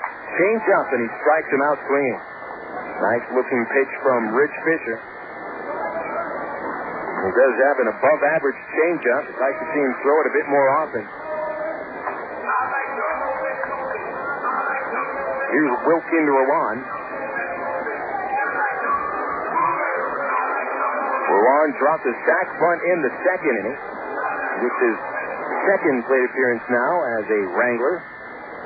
Rowan had been playing center field in Jacksonville, Florida, first half of the season in the Southern League, and he'll take outside for a ball. Rowan, formerly with the Expos, was traded to Los Angeles March 2002. And he pops one up towards first base in foul territory. Mike Elward charges in, collides with Jeff Mathis. Elward makes the catch, and the inning is over. Fisher sets down the Wranglers 1-2-3 in the third inning, and that sends us into the fourth. Wranglers have the lead over the Travelers, 5-2 the score. This is the ticket, Total Sports 1380. Big and Check is the Great American Barbecue House, featuring rib dinners, barbecue sandwiches, gourmet sandwiches, catfish, burgers, choice steaks, country fried steak, chicken, and more. Your whole family will enjoy Big and Check. There's a kids menu for the little ones, and now for those watching those cards, Big and Check features a low-carb menu with the same great taste Big and Check is famous for. Dine in or carry out. For large groups and parties, Big and Check caters too. Big and Check, 7824 Highway 107 in Sherwood. Open 10:30 a.m. to 9 p.m. Monday through Saturday. Looking for the perfect snack to go along with a game? Pick up America's #1 food craving and hit a home run with your family. With more than 300 varieties of cheese made right here in America, there are endless ways to cave to the crave. Stop by your local grocer for ideas on how to create mouth-watering appetizers that the entire family's going to love. Cheese is the perfect snack to accompany any game, and you'll be a winner with your family. The power of cheese. Get out today and hit the links. Stone Lakes. Stone Lakes Golf Course is rated as one of the best public courses in the state. Sporting beautiful bent grass greens, plus lush fairways and tees. Stone Lakes has matured over the past 3 years into a true test of golf. Stone Lakes features reasonable green speed and 18 length-style holes located 1 mile off I-440 on Faulkner Lake Road. Call 945-0945 for Stone Lakes or visit online at stonelakes.net. 3 innings in the books at Lawrence Dumont Stadium. Here are the totals after 3. The Arkansas Travelers, 2 runs on 4 base hits, no errors. Wichita Wranglers, 5 runs on 5 base hits and no errors. The big difference in this ball game, walks. Crabs haven't drawn a walk while the Wranglers have drawn 5. Jeff Mathis leads off the 4th against Kevin Apier. Apier in his 4th inning of work. And the first pitch to Mathis, a breaking ball on the outside corner. Mathis 0 for 1. He grounded out in the 2nd inning on the first pitch. Now already deeper in the count than he was in the 2nd inning. 0-1. Apier winds and delivers. A fastball grounded foul. Strike 2. Mathis with his batting average falling to .277. Was 0 for 2 in the All-Star game on Monday, and his slump has just continued. He did only .214 over the last month. His average was in the 320s. The 0-2, a fastball high. Still, Mathis having a pretty good year. Anytime you have a catcher that hits 9 homers in half a season, you can't complain that much. And he just gets a hold of a slider, fouls it back. Count is 1-2. I always have to remember that if you're expecting Mathis or any catcher for that matter to hit 330, 340, folks, it just doesn't happen very much. The 1-2, fastball high again, 2-2. What you're looking for from a catcher is a strong defensive catcher. First and foremost, catch and throw. Handle the pitching staff well. Offense after that is gravy. 2-2 pitch. Mathis gets underneath it. Fly ball, shallow center field. The shortstop is out there. Andres Blanco makes the catch. Bring up Rudy Gomez, the Travs DH. The slide out to right field in the 2nd inning. Lights have been turned on as the sun has set behind the third base seat. Large bank of clouds 20, 30 miles away past the left field corner, blocking the sun now. Right above the playing field, nothing but blue sky. Apier facing Gomez, and Rudy fouls one back this way for a strike. That was right above the broadcast booth. Leave a nice little dent in our window frame. Nothing in 1 the count. That looks like it was headed right for the booth. Nothing in 1 on Gomez. Apier winds up, and the pitch outside, 1-1. There's a great picture in the Midland Reporter-Telegram after Monday's All-Star game, showing Gomez head over heels, slipping into the first base dugout, trying to make a catch on a pop-up. Swing and a miss on a pitch in the dirt. 1 ball, 2 strikes. What was funny about that is that Gomez went over to the fence to try to catch that pop-up, and it ended up in the glove of Jeff Mathis, who had been over there to try to back up Gomez, as Rudy got the highlight reel end of it, falling into the dugout. The pitch grounded back over the mound and into center field for a base hit. Gomez 1 for 2. If you've seen Apier pitch before, you know that his pitching motion is it leaves him indefensible for ground balls up the middle. One thing, he's never been a great fielder, mostly because his follow-through doesn't leave him in a good position to field ground balls. Apier falls off wildly towards the first base side of the field, and with that ground ball hit right back towards the mound, he just couldn't get it. Now Jason Espedo steps in. 5-2 score, Wranglers lead. Espedo chases a high fastball and misses. Strike 1. Jason reached on an infield single in the 2nd inning on a chopper that hugged the third base line and got past Justin Gamal. Nothing in 1, and Espedo will take outside. Espedo's average down to .252 coming into the game. 6 homers, 4 of those against Tulsa.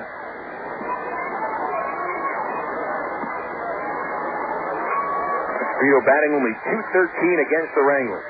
Throw over to first base, not in time.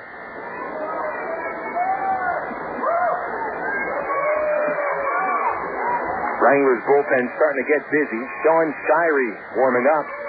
He's in the starting rotation for the Wranglers, but follows Apier on the piggyback. There goes Gomez running. Espedo on pull a bouncer onto the right side. Gotay at second base. A fine play. His throw pulls Santos off the bag. On to third base goes Gomez, just beating the throw from Chad Santos. Aggressive base running by Rudy Gomez. Starts at first base, reaches third. An infield single awarded to Jason Espedo. The second baseman, Gotay, somehow got to that ball deep into the hole at second base, but his throw came off balance and pulled the first baseman off of the base. Travis at the corners, one out, and Mike Elward stepping in. Elward already a two-run homer back in the second inning. That gave the Travs a short-lived 2-1 lead. Now they trail by 3.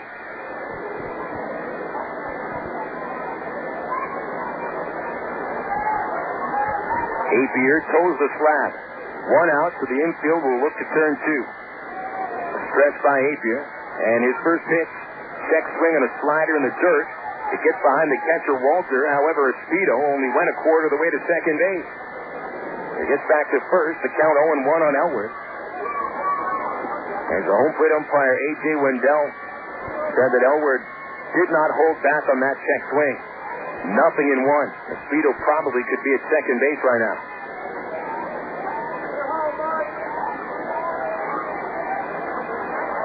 Apier's 0-1. Swinging a ground ball, base hit to left field. Elward 2 for 2, and he brings in Rudy Gomez. 5-3 Wichita as Elward drives in his third of the game. Espedo stops at second. And Mike Elward now with 2 hits in 5 of the last 6 games he's played. Elward looking fastball, and he grounds it between third and short. Now the tying run is aboard. And Victor Gutierrez will come up to home plate as the 5th batter of the inning. But before he gets a chance to hit, Larry Carter, the Wrangler pitching coach, comes out to talk with Apier. To bring the infield in as well. It's always interesting to see a pitching coach in Carter, who I believe is 39 years old and celebrating out to talk with a 37-year-old man who was pitching in the major leagues when Carter made his major league debut in the late 80s with San Francisco. Right now, they're really just going over the situation, how to handle this spot with men at first and second base.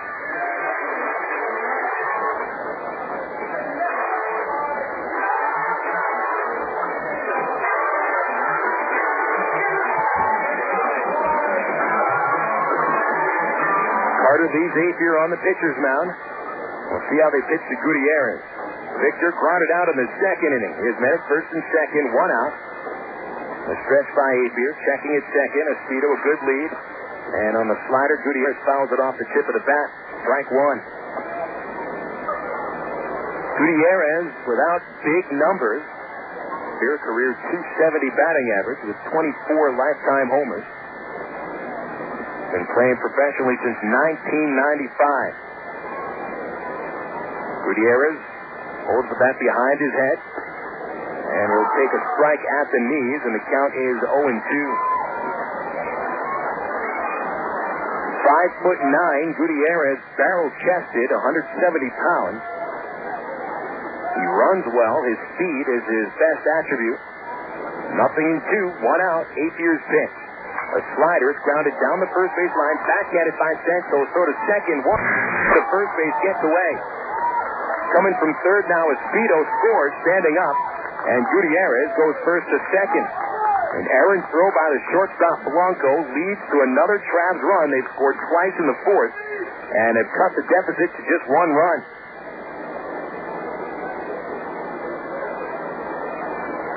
So Elward out at second base, 3-6. Gutierrez will not be given credit for a run batted in.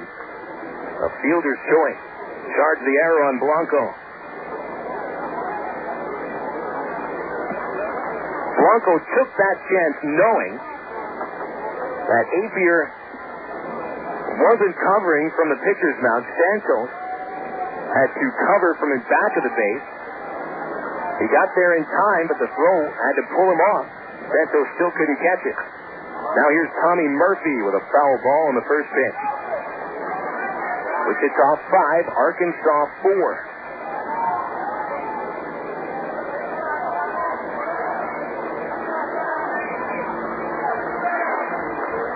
The first error of the game on the Wranglers.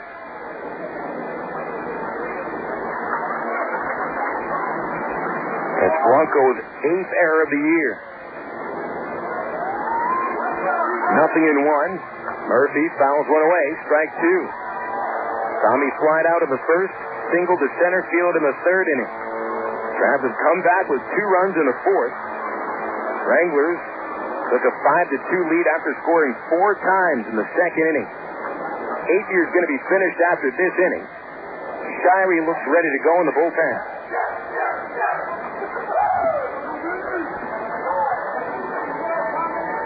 Apier with the 0-2. Murphy swings a slow grounder towards first base. Off the line, Santos flicks to Apier. Murphy safe. He beat it. On to third goes Gutierrez. Apier slow to cover at first.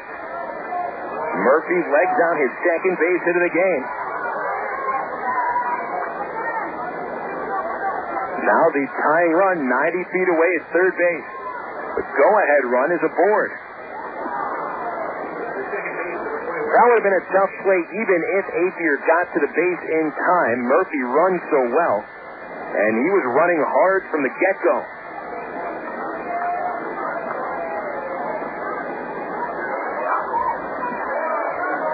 Still 2 outs. Here's Javi Rodriguez. He's popped out twice. Apier throws to first, checking on Murphy, and he dances back in. In this fourth inning, 4 base hits, 4 base hits, 1 error, 1 fielder's choice. Rodriguez, 3 hits yesterday. And here's the first pitch to Javi. He'll swing and miss, chase the high fastball.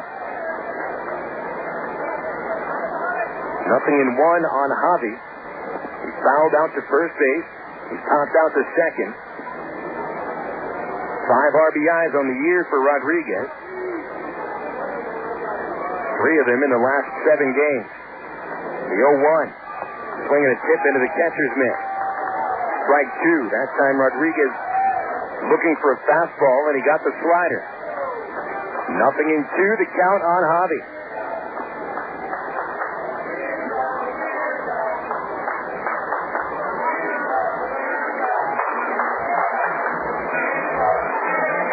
Apier ready. Steps at third. Murphy gets back to first base as Apier looks at him.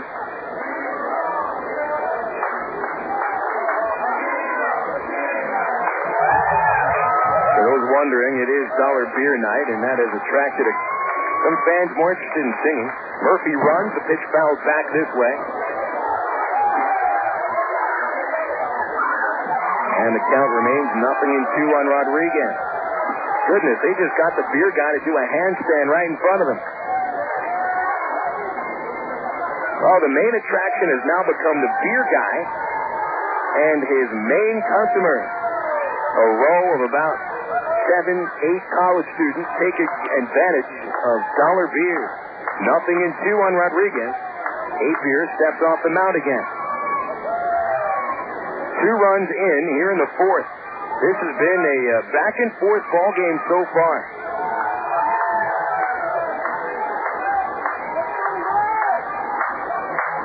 Nothing in 2. Apier ready. And the pitch out. Nothing doing.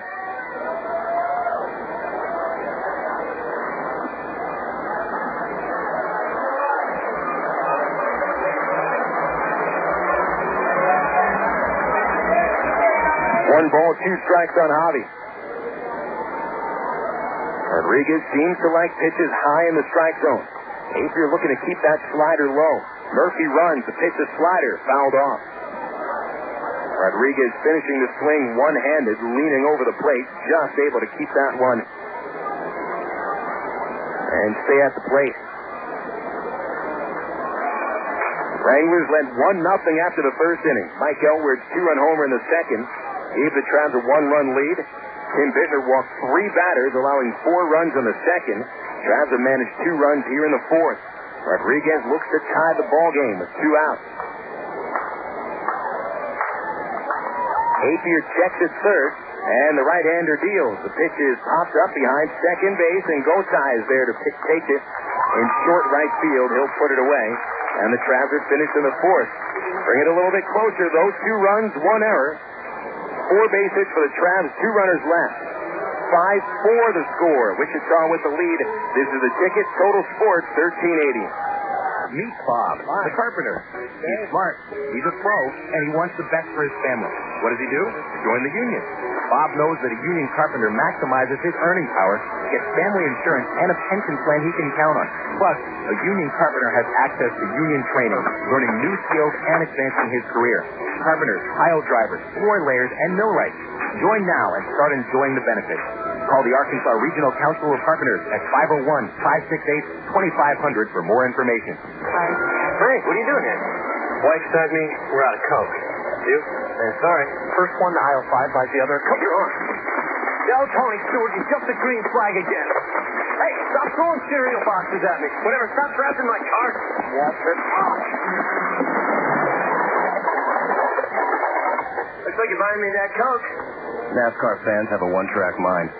Case of Coke says I need to use a register. Coca-Cola, the official soft drink of NASCAR. Coke, real. It's baseball season again. Listen to the sounds of Arkansas Travelers baseball. Ball chopped on the ground to the shortstop. Beck gets it. He goes to second for 1 out. Duncan to first. Rack him up. A double play. Drive. Right field. Way back. 2. Gotta get out of here.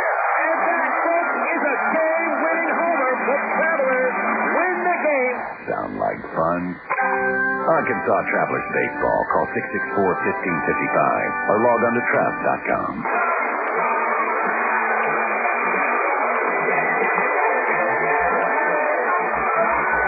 Slow-moving game takes us into the bottom of the fourth inning with the Wranglers ahead of the Travs 5-4. Bill Elson with you here in the Ticket. Total Sports 1380. Back at the studios, Hannah Ryan. Game 2 of the second half. Travs will be back in town this coming Monday against the Round Rock Express. 4 games versus Round Rock at Raywinder Field Monday through Thursday. 7:10 first pitch each game. Bottom of the fourth inning, Rich Fisher pitching to Norris Hopper, and the first pitch inside for a ball.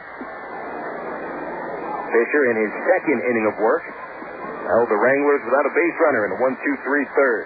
Hopper walking twice so far today, strokes one foul to right field. 1 ball, 1 strike.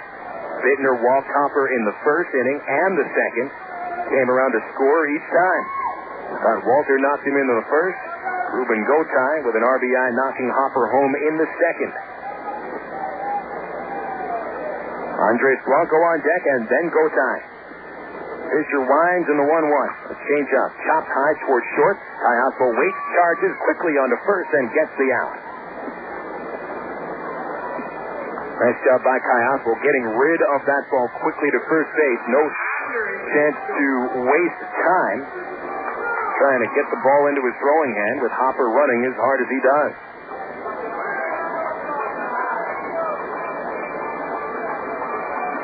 One away. Second inning that Fisher has retired the leadoff man. Now Blanco steps up. Andres 2 singles, a run scored, and an RBI so far. He'll bat from the left side against Fisher, and the first pitch bunted down the line at third, and Gutierrez lets it roll foul, and it rolls foul just before it got to third base.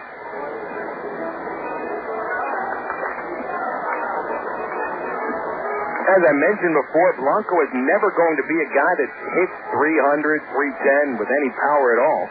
No matter how long he plays in the major leagues, I think his number 1 strong point is his defense.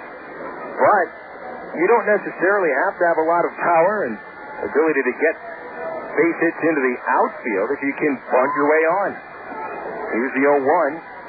Blanco swings, fouls it away. If the bunt is used properly, I would think that a good bunter could leg out 20, 30 bunt base hits each season. Really just one bunt hit per week. Hey, Brett Butler made a living out of bunting for base hits. The guy rarely hit a home run, had a lot of triples, but he had a lot of bunt base hits. Blanco swings and misses. Fisher strikes him out. He got him on a beautiful tight slider right on Blanco's hand. Fisher has set down 5 in a row since coming out of the pen to replace Tim Bittner. One question you might have, fans: when does Rich Fisher earn his way back into the starting rotation? And you know what? That's a darn good question. Fisher pitching well his last 2 times out of the bullpen. As I mentioned, 6 in the 3rd innings, allowing just 1 run over the previous road trip, and now he's set down 5 in a row. We're going to have to look for Fish to go another 2-3 innings today. Here's Gotay. First pitch outside. That's Shirey, still throwing in the Wichita bullpen, so he'll come out to replace Apier for the 5th. Gotay 1 for 2, the 2-run single in the 2nd inning, and a strike from Fisher on the inside corner. Fisher now seems to be pitching with the confidence that he has lacked in the first 2.5 months of the year. Here's his 1-1. Fouled back the fastball. Good pitch again, right on Gotay's hands. 1-2. Expectations certainly way up there for Fisher this year after a disappointing 2003 season. And it's been about as disappointing of a year as it can get. Here's the 1-2.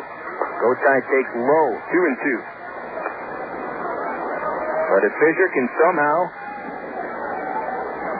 save his season with a strong second half, hopefully the Angels will gain more confidence in him. Here's a pop-up towards third. In foul territory, Vic Gutierrez at the coach's box makes the catch. 3 up, 3 down as Fisher has pitched 2 perfect innings, and he'll take us into the 5th. The Wranglers 5 and the Travelers 4 here on the ticket. Total Sports 1380. Did you know that more than 95% of the population wear the wrong size shoes? Did you know that your foot grows your whole lifetime? When was the last time you had your feet measured?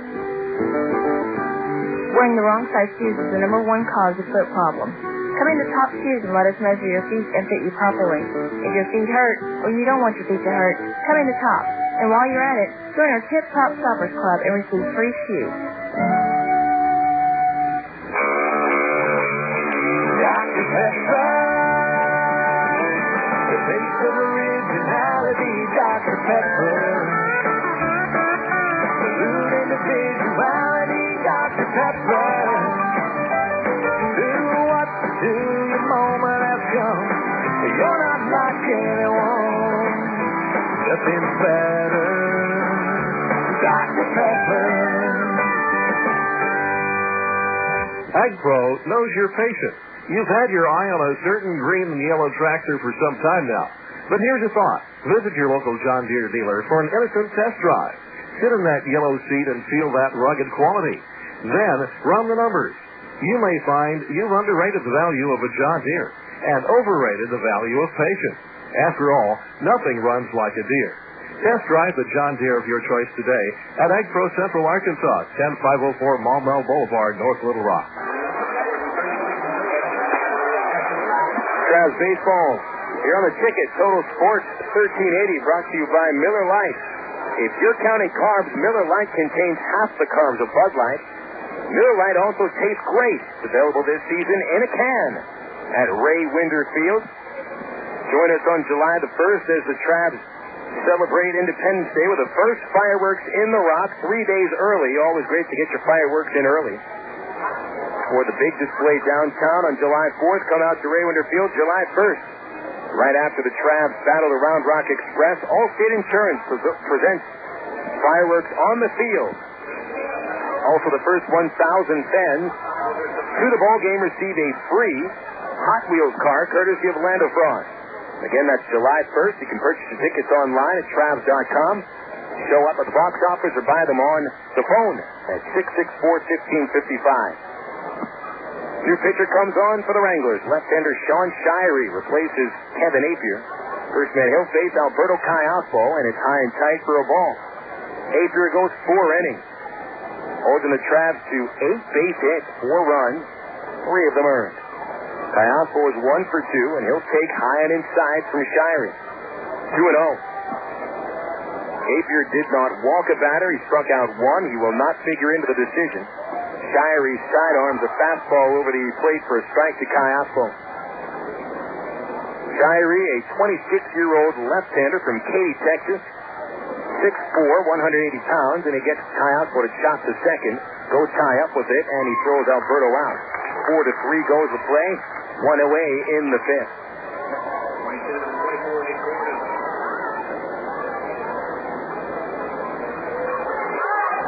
And that'll bring up Nick Gorneau.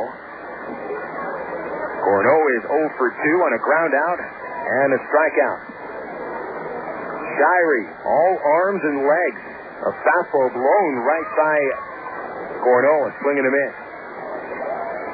Shirey 1-0 in 2 games with Wichita. Has made 2 starts. This is first time out of the pen. The left-hander's pitch is fouled off.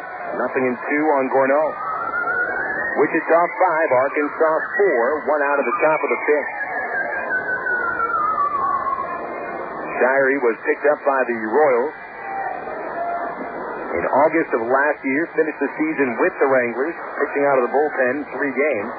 And his breaking pitch outside to Gorneau, 1-2. 1 away, base is empty.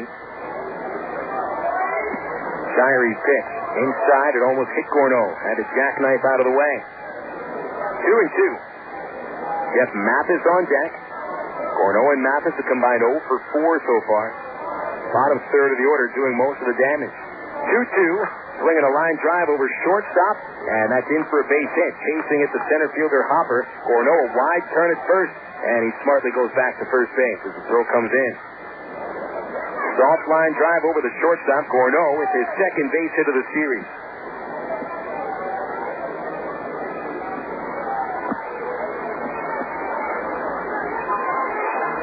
That'll bring up Mathis.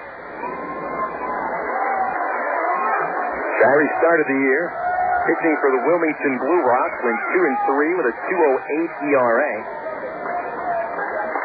Impressive numbers in the Carolina League as he misses to Mathis down and in. This is the second Major League organization for Shirey. He actually started his professional career as an independent league pitcher in the now defunct All-American Association. 1-0 and a foul ball by Mathis, strike 1. Shirey pitched at Tarleton State in Texas. Montgomery in the All-American Association signed him up. He went 6-4 in 2001. Then the Devil Rays signed him. He pitched for Charleston, South Carolina, 2002. They released him. Spent most of last year in Alexandria, Louisiana. All fouled off. And it's 1-2 on Mathis.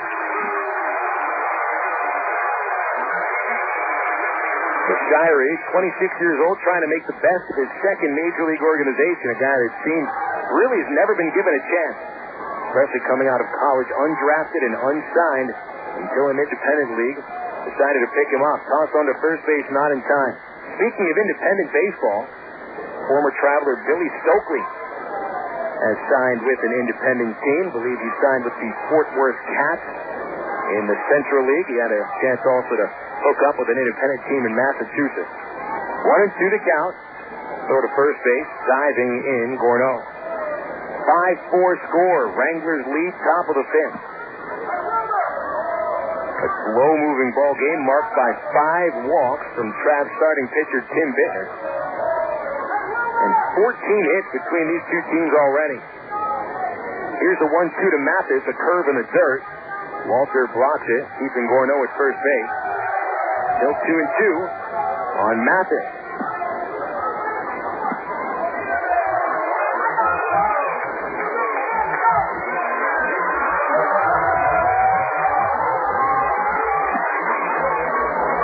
Shirey holds the ball in the hand, hangs it down as he gets to the side. The 2-2 pitch to Mathis, fouled away.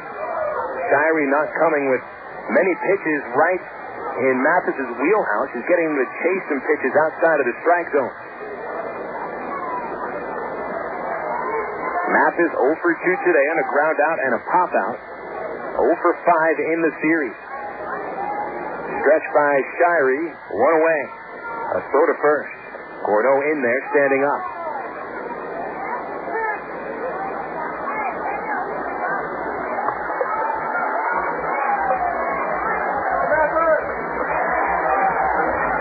Mathis has been at the plate for a few minutes here. The 2-2 pitch. Inside with a fastball. And she's full 3-2. Hasn't been a walk yet by a Wrangler pitcher. Shirey has walked 4 batters in 12 1/3 in Wichita. In single A, he walked 16 in 56 innings. Gordo runs, Mathis swings a ground ball, diving stop at second by Gotay. Straightens up, gets Mathis at first. Nice play. Gordo advances to second on the hit-and-run ground out.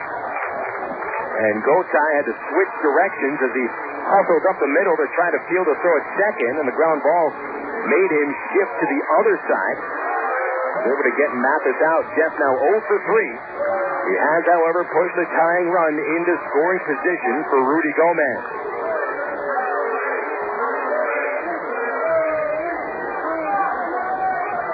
Rudy now having his name chanted by the home crowd in Wichita.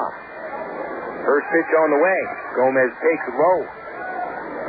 Rudy flied out to right field in the second inning. Singled up the middle and scored in the fourth. Gomez with only 15 RBIs this year is an everyday player. And he's got the tying run standing at second. That's Gordo, and the pitch is popped up.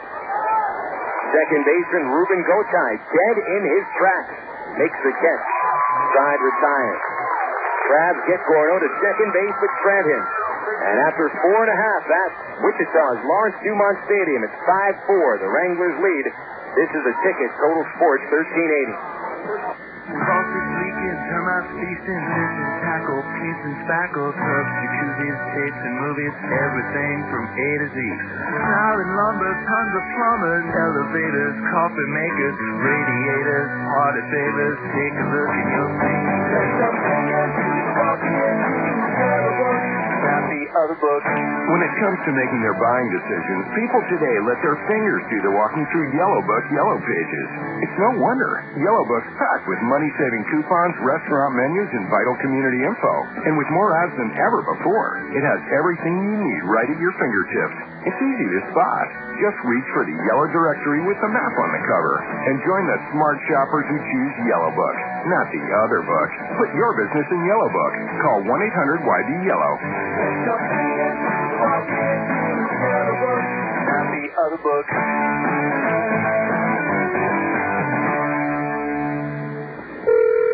Emergency hotline, can I help you? Yes, I need help. All right, sir, what's the problem? I can't taste my beer. I feel it in my mouth, but there's no taste. Okay, sir, this is what I want you to do. Put the bottle down and step away from the beer. Okay. Walk straight to the corner store and pick up a 6-pack of Miller Lite. Okay. Don't worry, it's going to be all right. Next time, try the light beer that actually tastes like beer. Great tasting, less filling Miller Lite. Miller. Good call. Miller Brewing Company, Milwaukee, Wisconsin.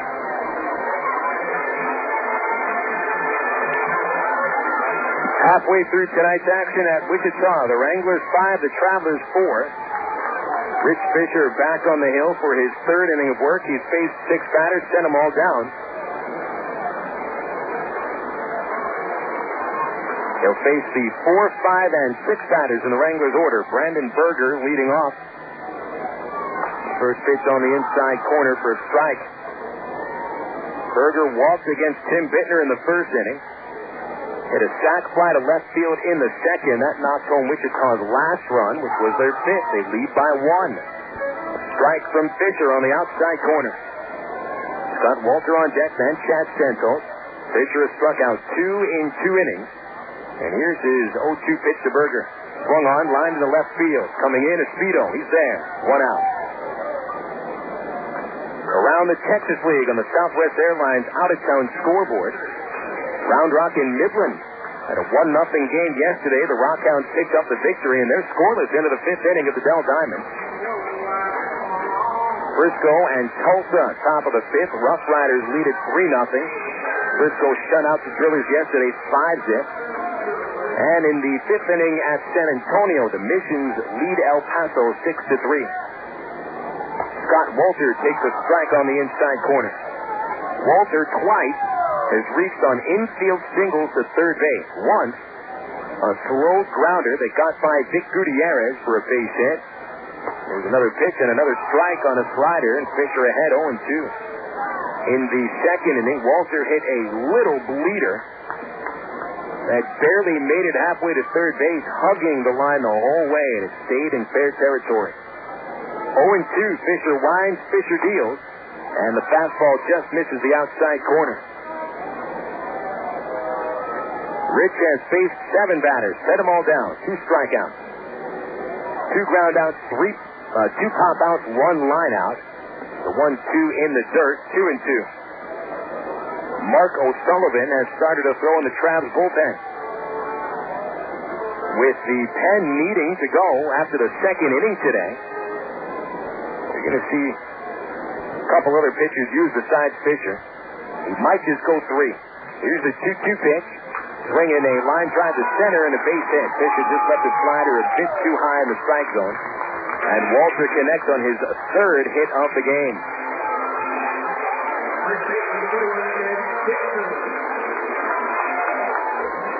It'll bring up Santos.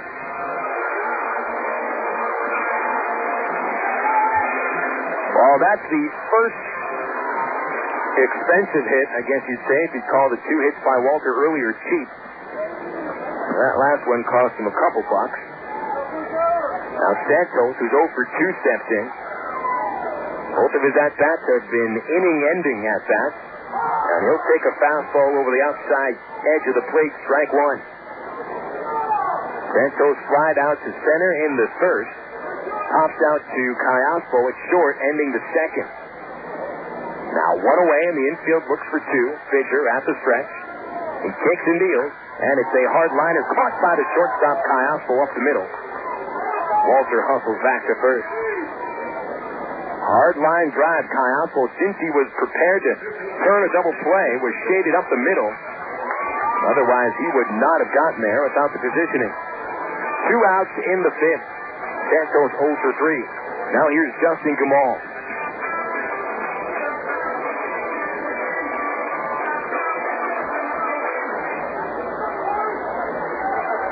Gamal walked in the 2nd, scored a run. Fisher got him to bounce back to the mound in the 3rd, and the first pitch inside. In fact, the first pitch that Fisher threw to Gamal in the 3rd inning was hit right back to Fisher, hit him on the ankle, and wasn't sure if Fisher was going to be able to continue after that hard grounder, caught him on the foot. He has pitched very, very well. The 1-0, swinging a fly ball to center. Murphy started back, now comes in, plenty of room. Murphy makes the catch. And Fisher pitches 3 scoreless innings. Just 1 hit here in the 5th. He strands Walter at first base.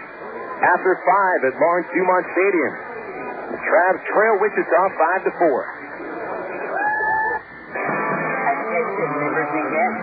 Power up. Plug in. And you get ready for the club with the sweetest hearing you lose. Power up at the Electric Cowboy, I-30, the Chico Road exit, where there's always something going on.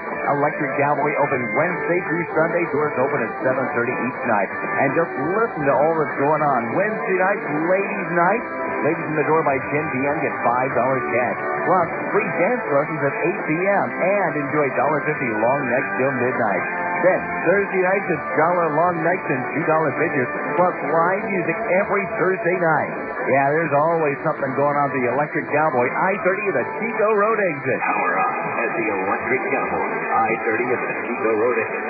Doors open 7:30 Wednesday through Sunday. At the Electric Cowboy. An accident involving a large truck can cause a lot of damage. If you're injured, you need a law firm that knows what they're doing. And while facts differ and results vary, we've got a verdict as large as $12.5 million in a single tractor-trailer case. Put this experience on your side. Call us at Gary Eubanks and Associates. We'll win your case, or you don't owe us a dime.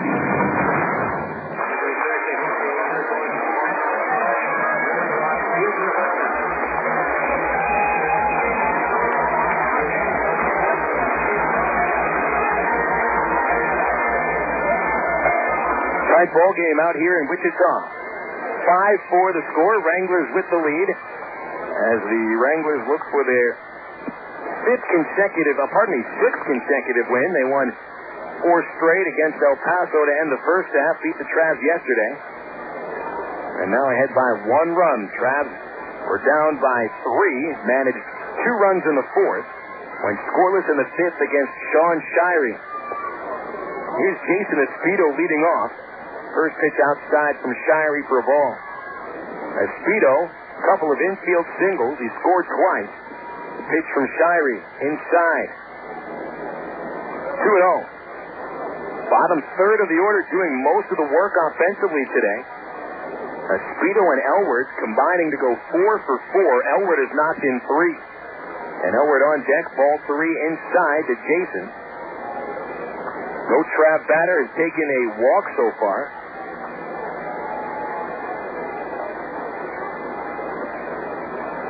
And here's Shirey's 3-ball pitch, way outside. A leadoff walk to Espedo. Well, leadoff walks help the Wranglers. Scoring runs in the first and second innings, leadoff walks. See what the Travs do with this free pass to Espedo. Here's Elward. Elward was 8 for 14 in the series at Wolf Stadium to end the first half before his marriage on Monday. Mike hit was yesterday, but he's 2 for 2 with a home run and 3 RBIs. He shows bunt. He takes outside. Travs have the tying runs in scoring position in the fourth and the fifth innings, unable to bring him in. And goes Larry Carter out to the pitcher's mound as Shirey is missed with 5 straight pitches to start the fourth inning.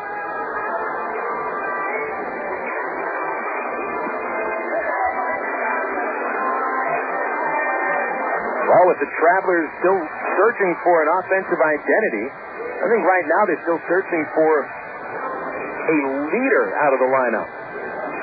Somebody to lead by example by going out there and just hitting a ton. No doubt Dallas McPherson was that leader after Casey Cochran's promotion to Anaheim in mid-May. Right now you're expecting Gourneau and Mathis to maybe take the lead offensively, but they've struggled over the past 2 weeks. It's been Mike Elward as the Travs' best hitter. Shirey misses again with a fastball downstairs. 6 straight pitches out of the strike zone. Elward did not square around to that last pitch. They might be forcing Shirey to throw a strike. A 2-0 count, the pitch to Elward. Downstairs, 3-0.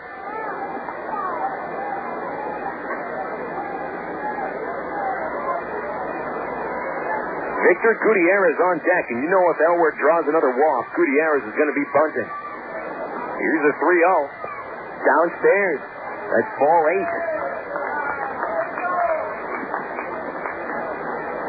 8 pitches from Shirey here in the 6th inning. Neither of them really even close to the strike zone.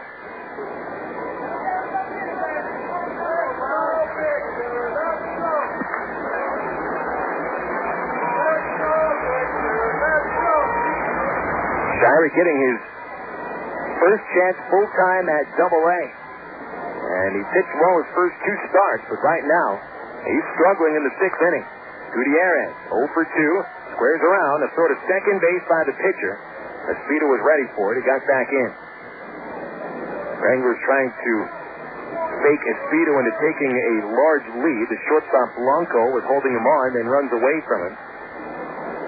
Second baseman comes in behind the runner.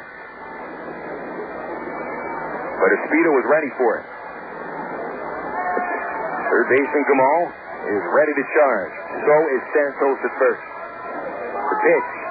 Bunted. Foul. Strike 1.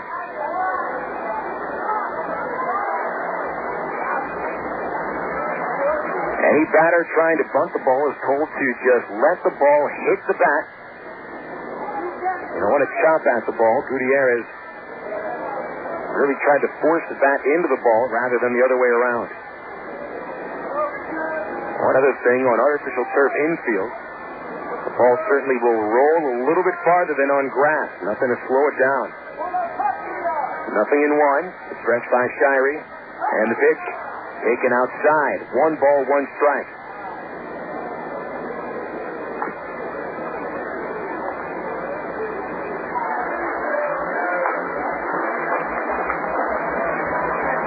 Wranglers haven't scored since the second inning. They led 5-2 at that point.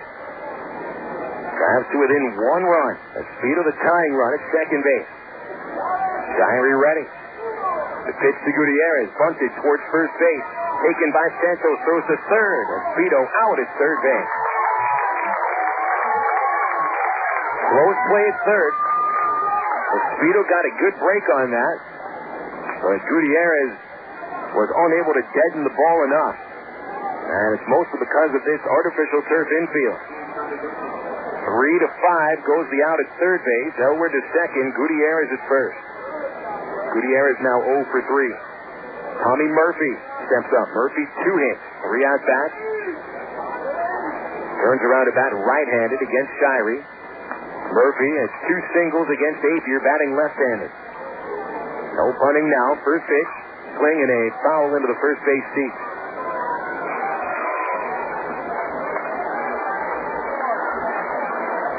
.29 RBIs on the year for Tommy Murphy. Only 18 of them in his last month. A chance to tie the game in the 6th. Shirey checking second base twice. The pitch is outside. 1-1. Wranglers get a right-hander throwing in the bullpen. Mike Natali starting to loosen up. And Shirey has walked 2 batters here in the 6th inning. I got 1 out on the muff sacrifice bunt.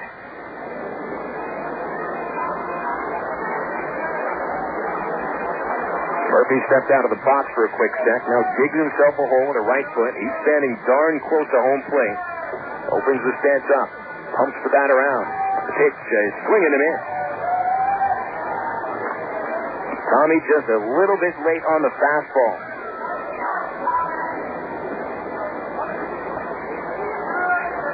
One ball and 2 strikes.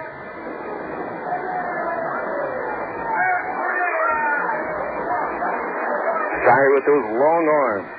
He's got the sign. The pitch swung on. A fly ball to right. Easy catch for Corey Aldrich. 2 out.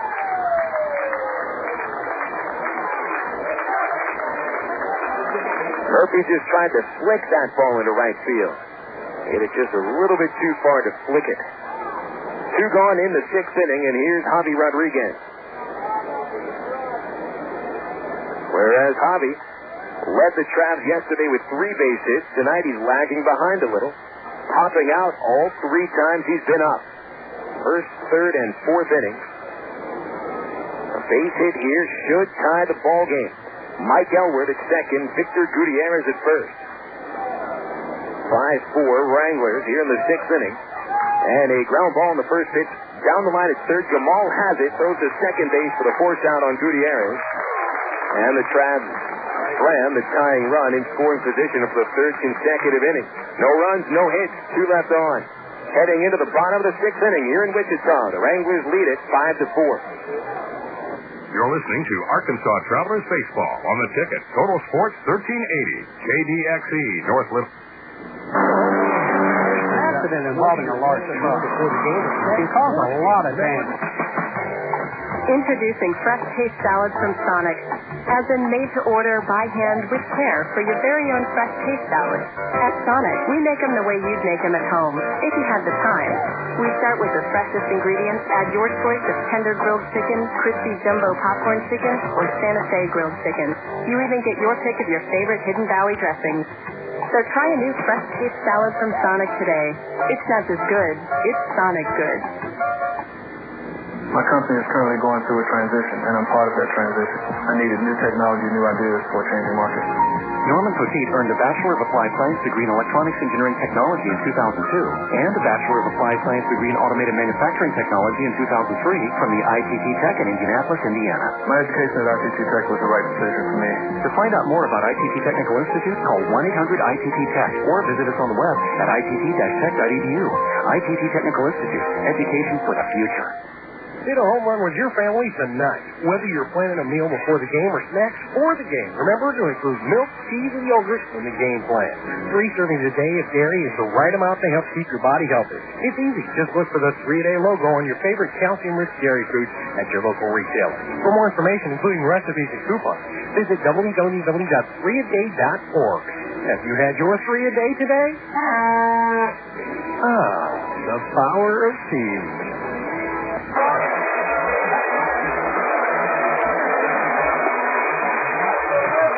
Bottom of the 6th inning, and Marco Sullivan comes out of the bullpen, replacing Rich Fisher. One of the main reasons the Travs are still in this ball game, the outstanding 3-inning performance by Fisher, limiting the Wranglers to only 1 base runner, a harmless single in his 3rd inning of work. So Fisher, who had an ERA at 10.64 over his first 8 starts of the year, will now lower his ERA under 9. And over the last 3 outings, Fisher allowing just 1 run in 9 1/3 innings. Good job by Fisher, and certainly Ty Boykin will gain a little more confidence in him. Marco Sullivan is in need of the same sort of performance that we just saw from Fisher.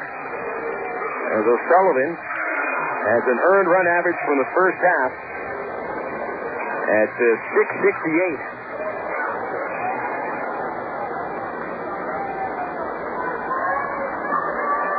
Mark's a right-hander out of Massachusetts, facing Corey Aldrich, Wilkin Rowan, and Norris Hopper here in the 6th inning. First pitch to Aldrich, downstairs. O'Sullivan carries a 3-2 record into the second half. This is his 25th appearance. Here's his 1-0, and it's fouled away. 1 ball, 1 strike. 6.68 ERA for O'Sullivan. He had a very good 2003 campaign with Rancho Cucamonga as a setup man with a 3.70 ERA and only 59 hits and 75 in the 3rd inning. But things went sour for Mark in the month of May. 1-1 inside. After O'Sullivan held opponents to 229 average and just 1 run in his first 13 in the 3rd inning, his ERA in his last 14 outings, 10.89. 2-1 outside. So we could forget about all that struggle if O'Sullivan can right the ship. Last couple times out, he's struggled. 5 runs and 4 in the 3rd inning. The 3-1, swinging a grounder on the right side. Rodriguez, 2 steps to his left, makes the play. Throws Aldrich out. Aldrich now 0 for 2 with a walk and a run scored. Looking at the pitching lines for the Travs so far, Tim Bittner walking 5 batters and allowing 5 runs on 5 hits in 2 innings. Rich Fisher, 3 shutout innings, 1 hit, 2 strikeouts, and now O'Sullivan retiring the first batter he faces.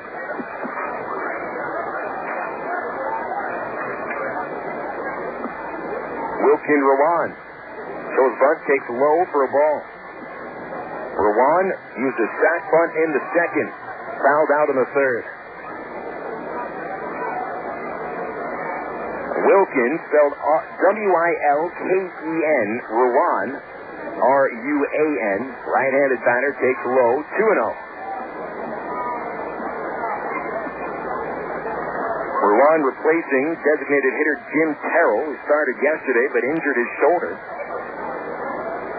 Main reason Terrell hasn't been starting on the field recently, the DH, his throwing arm has been hurting too much. Pitch inside to Rowan, and O'Sullivan behind 3-0.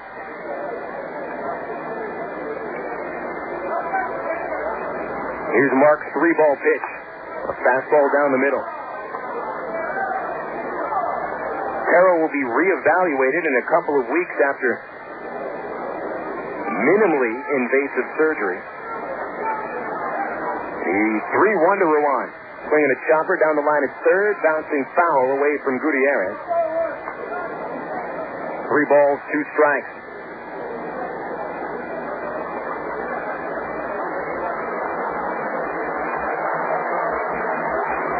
So the Wranglers today actually received 3 players. Jenny Bautista, who was traded in the deal with the Orioles that got Baltimore Jason Grimsley. He also joined the team today. 3-2, a soft liner back to O'Sullivan, and he grabs it. 2 outs in the 6th. Back to the top of the Wichita order, and Norris Hopper.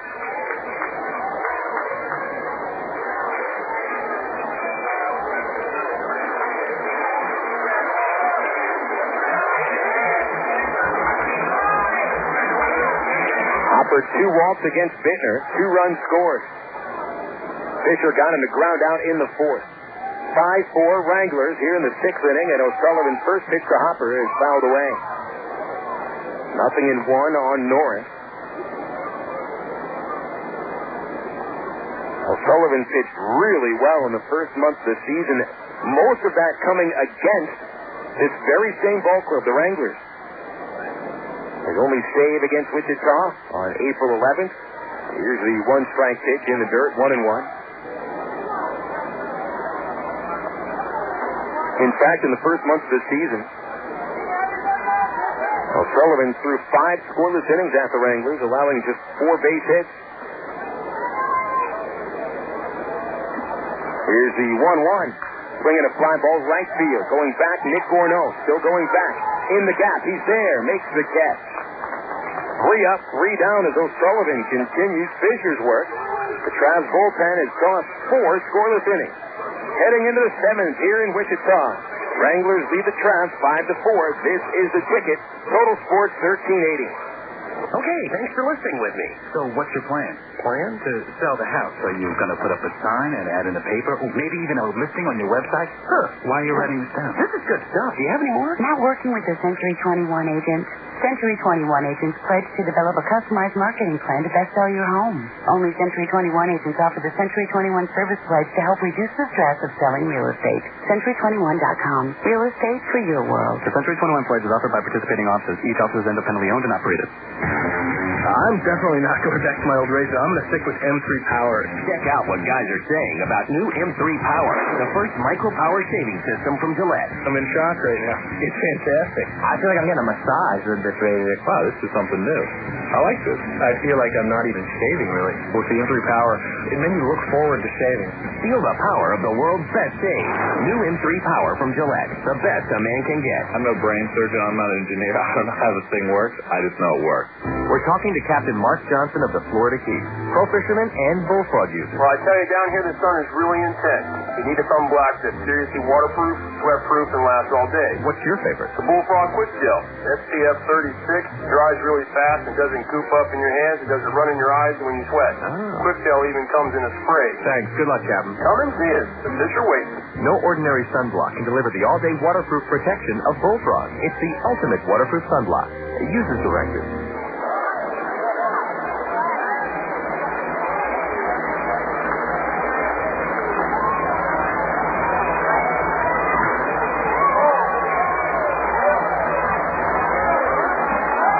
Alberto Callaspo sends a high fly ball in the first pitch of the inning here in the 7th, deep to left field off the fence. He'll get into second base with a double. With the Wranglers leading 5-4 here in the 7th inning, Callaspo doubles on the very first pitch.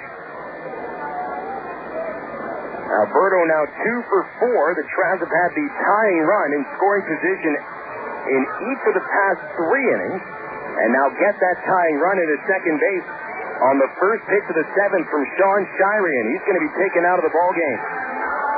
Mike Natale has been warming up since the 6th inning, and now he comes out of the bullpen. We'll take a 60-second break brought to you by Fox Sports Southwest. Don't forget, fans, tonight at 10 o'clock, the Southwest Regional Sports Report running down all the highlights and home team coverage from around Major League Baseball. They'll also check up on the College World Series up in Omaha. Here at Lawrence Dumont Stadium, the Wranglers 5, the Travelers 4, and the tying run. In scoring position for the Travs when we return after this. Remember the good old days before Fox Sports Net when you'd watch a sports report for like an hour before they even mentioned your hometown teams? And then if you blinked, you missed it? Sure, you remember. The good old days really sucked. Nightly at 10, it's the Southwest Sports Report on Fox Sports Net. 34 minutes every night dedicated to the scores, highlights, and interviews from your hometown team. We're ready for something else. Your team, your town, your show. The Southwest Sports Report at 10. Only on Fox Sports Net. Here's the line to pitch on the way, and you can catch the Travs online at www.travs.com. The Arkansas Travelers have won a minor league baseball's most user-friendly website with easy access to Trav game stories, up-to-date stats, and Texas League standings. You'll be informed about the Travs online at Travs.com. Purchase tickets, grab souvenirs, listen to the game. Hey, if you could buy hot dogs and popcorn on the website, it'd be like coming to the old ballpark. See us online, www.Travs.com. Mike Natale comes out of the bullpen, replacing Sean Shirey in the 7th inning.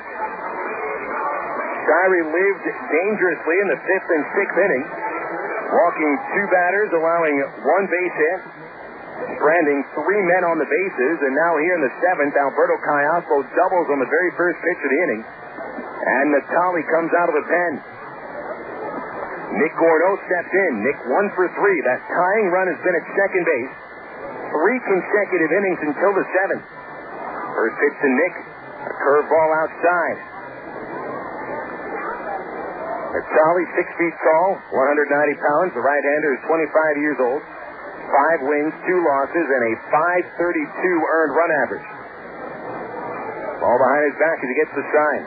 Gordeau, 44 RBI. The pitch, high, 2-0. Natale has been pitching much better of late. Last 7 innings has not allowed a run, only 5 hits.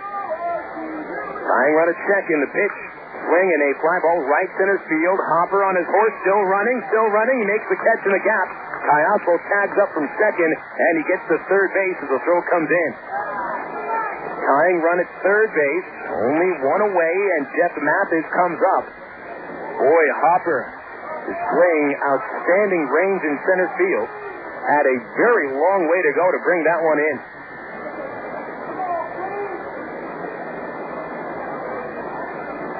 The ball was hit deep enough to send Callaspo to third.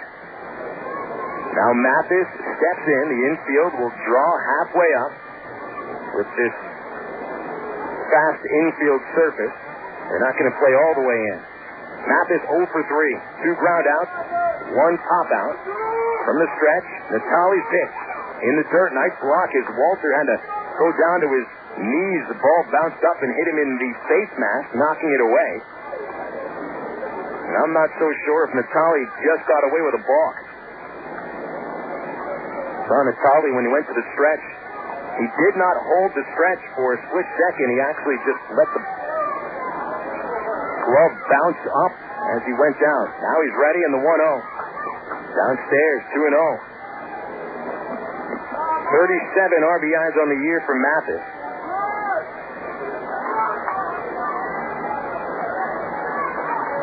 7 RBIs in his last 20 games. Stretch behind Natale. 2-0 pitch. A strike down the middle as he takes the splitter. That's Natale's best pitch, the split finger pitch. Fastball gets into the mid to high 80s. He's not going to overpower anybody. 2-1. Natale deals. Mathis swings and misses at a pitch in the dirt. 2-2. The rest of the numbers on Natale: 58 hits in 45 2/3 innings for an average of 307 against. Only 9 walks with 43 strikeouts, and again, most of those strikeouts will come on the split finger pitch. As Natale takes the sign, he's already in the split finger grip. 2-2 to Mathis. Strike 3 swinging. That very same split finger pitch And Mathis knows to look for against Natale. This is not the first time that Jeff has faced Mike Natale. When Mathis strikes out, he's now 0 for 4. Rudy Gomez up to the plate.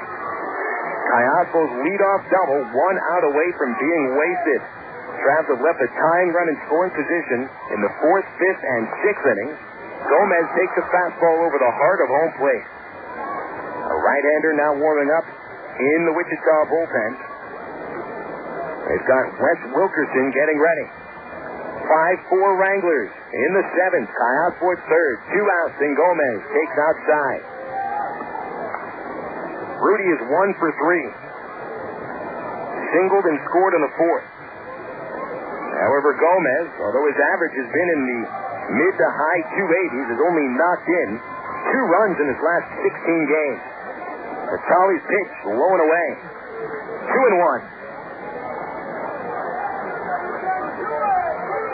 Kevin Afier went 4 innings, allowed 4 runs on 8 hits. Shirey, 2 hits, 2 innings. He's responsible for Cayaspo. The 2-1 to Gomez. Swinging a foul ball out of play. Went after the split fingers. Now Natale has Gomez where he wants him. 2 strikes. And he can go to that split fingered pitch that he loves so much.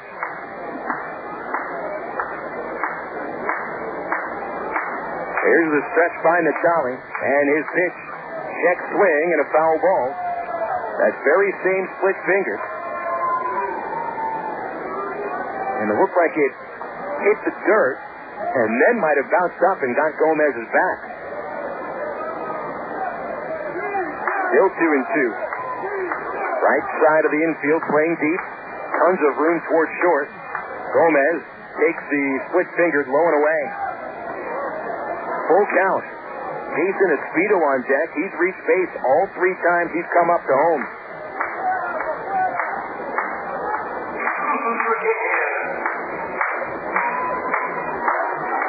Natale likes the sign that he sees. He's ready. The 3-2, swinging a line drive to left field, but right to Brandon Berger, and he makes the catch. Well, Gomez hit it well, but right to Berger. And the Travs trail the tying run for the 4th consecutive inning in scoring position. Time for the 7th inning stretch with the Wranglers leading the Travs 5-4.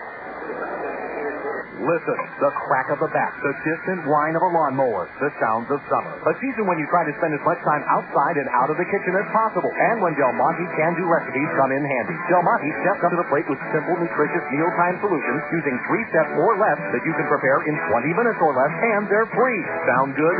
Simple mealtime solutions that will have you saying, hey, I can do that. Look for Del Monte vegetables at your local Harvest Foods. Harvest Foods, an Arkansas company serving Arkansans. He joined the Air Force in 1964 and served in Vietnam. He commanded forces in the far corners of the globe. Rising through the ranks, he served as a 3-star general at the Pentagon. You'd think 30 years of distinguished service would be plenty. But if you're Norman G. Leeson, Lieutenant General, retired United States Air Force, that's just the beginning. Today, he's pursuing a new career as Walmart's Vice President of National Government Relations. Norm's journey took him near and far, through Asia, Scandinavia, Europe, up to member of the board of Webster University. All Webster campuses around the world share the same belief. Education is more than just a degree. It's real knowledge for real-world success. For more information about graduate degrees from Webster University in Little Rock, visit them on the web at webster.edu or call them 800-828-2598.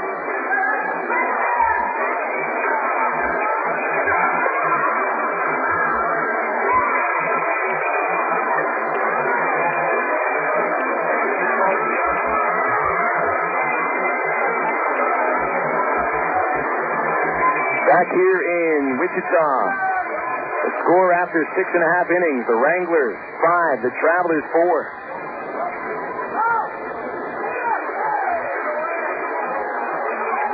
We wait for action to restart as an unruly fan is being escorted out of ballpark. In fact, there's 2 policemen about to be handcuffed on the face. Out of the third base seats as a strike comes down the middle to Andres Marco Sullivan. Tossed the scoreless 6th inning, setting the Wranglers down in order, and now that Fenn nowhere to be seen. He looked pretty drunk. That's what happens on Dollar Beer Night. You have to be ready for that if you're selling beer for $1. Blanco 2 for 3, and he fouls away O'Sullivan's pitch. Boy, the Travs bullpen has just been spectacular today. Rich Fisher, 3 shutout innings. O'Sullivan a scoreless 6. Jonathan Rowenhurst now throwing in the Travs bullpen. 4 runs, 10 hits, no errors for Arkansas. The Wranglers, 5 runs, 6 hits, 1 error. O'Sullivan's 2-strike pitch. Swinging a looper towards left field. A base hit for Andres Blanco. Boy, punch and Judy. And that one, just a little jump shot to left field. 3 hits for Blanco. Well, the big trade finally happened just as the rumors were starting to die down about Carlos Beltran. The Houston Astros come out ahead. The Astros dealt one of their better prospects. John Buck, a former Texas League All-Star catcher for Round Rock 2 years ago, who was hitting .300 at AAA New Orleans and was looked at as the next big-time catcher for Houston, has been dealt to Kansas City, along with Mark Teahan, who's been playing third base for Midland in the first half of the year, and he was a Texas League All-Star. Ruben Gotay takes outside for a ball. Brandon Wood, that's Mike Wood. He was also dealt in the trade. It's a 3-team deal involving Kansas City, Oakland, and Houston. Kansas City gets all the minor leaguers in the trade. John Buck, Mark Teahan, and Mike Wood. The pitch, the runner goes, bounce on the right side. Rodriguez looks at second base. The runner's already there. Looks to first base, Gotay out. And Blanco, running with that pitch, gets to second. To bring up Brandon Berger.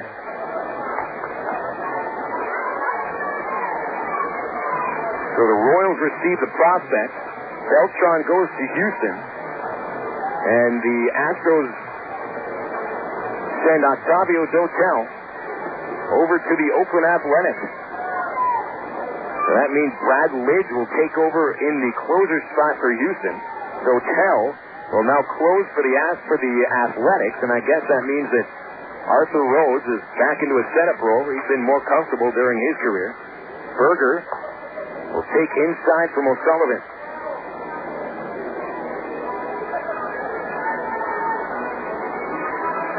Well, you can see why the Athletics would deal Teahan and Wood, although Wood pitched very well, 11-3, 2.80 ERA for Sacramento. One thing that they really needed was a full-time real closer. Arthur Rhodes just not doing it as a closer. Pitch low, ball 2 to Berger. I am, however, surprised that the Astros dealt John Buck.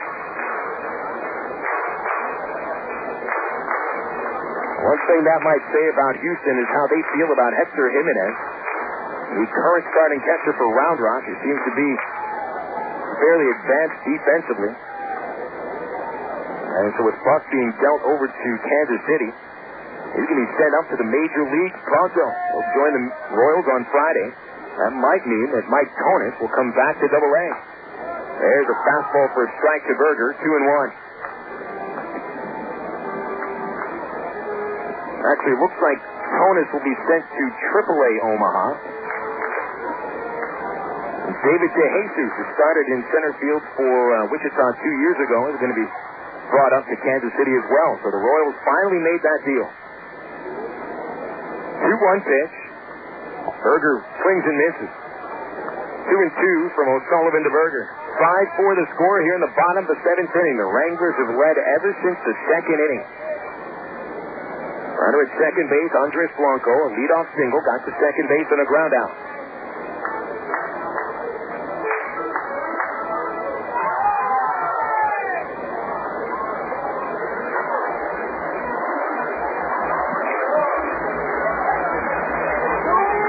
Two count. The stretch.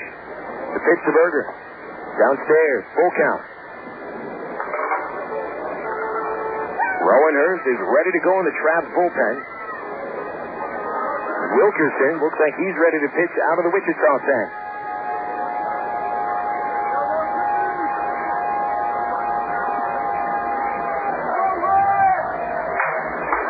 Travs bullpen has not allowed a walk yet. Bittner walks 5 as the starter. The 3-2 swing and a foul ball. Fastball that Berger was trying to pull. Well, one thing that trade does for Houston, you're not going to be putting Carlos Beltran anywhere but center field, I would hope. Guy can flat out play center field. Well, what happens to Craig Biggio? If Richard Hidalgo getting dealt, he hasn't been playing full-time recently, really hadn't necessitated playing full-time the way he'd hit. 3-2. O'Sullivan deals. Berger swings, breaks his bat, flies it foul to left field. Boss bat sawed in quarters, and he'll have to go get a new one. Chance maybe that Biggio moves to one of the corner outfield positions, but there still is a chance he'd return to second base.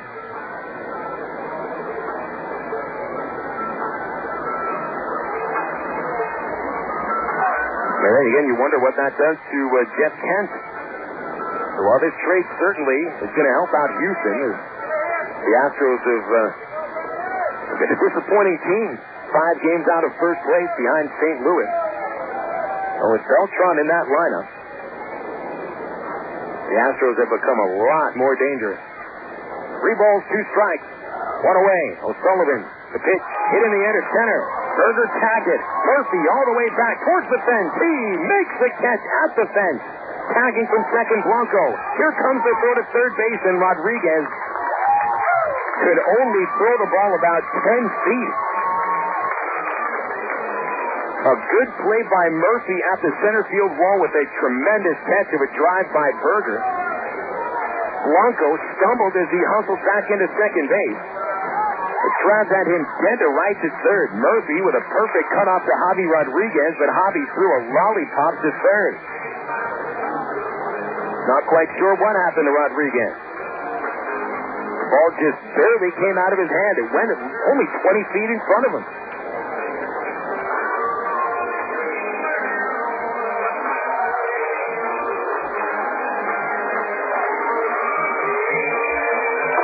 Berger's drive sends insurance to third base with the Wranglers ahead 5-4. They'll look for help from Scott Walter. Walter's 3 for 3. 2 infield singles, 1 base hit to center. Sullivan from the stretch.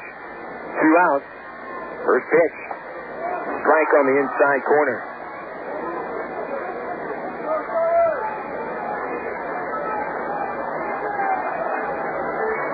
Sullivan allowing just 1 hit to the first 6 batters he's faced. Berger with that launch into center field, the hardest ball hit off of O'Sullivan. The stretch, an 0-1 count, the pitch to Walter. Swung on, hit in the air to right field, over towards the line, going, oh. Plenty of room. He's there. He's got it, and the inning is over. O'Sullivan strands Blanco at third base as the Travs and the Wranglers go into the 8th inning. Wranglers 5, Travelers 4. Emergency hotline, can I help you? Yes, I need help. All right, sir, what's the problem? I can't taste my beer. I feel it in my mouth, but there's no taste. Okay, sir, this is what I want you to do. Put the bottle down and step away from the beer. Okay. Walk straight to the corner store and pick up a 6-pack of Miller Lite. Okay. Don't worry, it's going to be all right. Next time, try the light beer that actually tastes like beer. Great tasting, less filling, Miller Lite. Miller, good call. Miller Brewing Company, Milwaukee, Wisconsin. AgPro knows your patience. You've had your eye on a certain green and yellow tractor for some time now. But here's a thought. Visit your local John Deere dealer for an innocent test drive. Sit in that yellow seat and feel that rugged quality. Then, run the numbers. You may find you've underrated the value of a John Deere and overrated the value of patience. After all, nothing runs like a Deere. Test drive the John Deere of your choice today at AgPro Central Arkansas, 10504 Maumelle Boulevard, North Little Rock. I am the port in the storm. I am the line in the sand. I am the rescuer in the dark. I am the enforcer of the seas. I am the defender of the homeland. In the United States Coast Guard and Coast Guard Reserve, you are the first line of defense against threats to our American way of life. To become one of us, call toll-free 1-877-NOW-USCG or visit GoCoastGuard.com. We are the Shield of Freedom. We are the United States Coast Guard.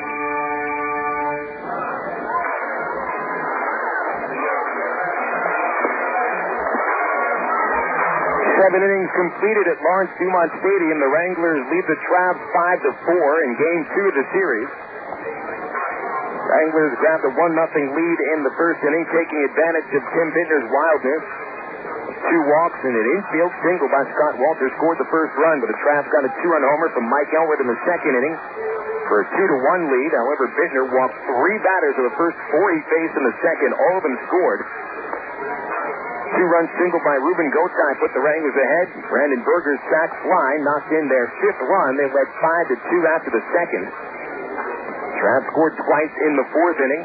RBI single by Mike Elwood. A throwing error by the shortstop Andres Blanco turned into another run. But the Travs have left a tying run in scoring position in each of the last 4 innings. Here in the 8th, Jason Espedo steps up. Wes Wilkerson has taken the mound for Wichita. First pitch, a chopper over the mound, headed towards center. Ruben Gotay, the second baseman, was just able to knock it down. He tried to flip it to his shortstop, Blanco, just dropped that relay. Third base hit of the game for Jason Espedo. None of them have made it out of the infield. Travs get that tying run aboard once again. They've had the leadoff man reach in 3 straight innings, but still haven't scored.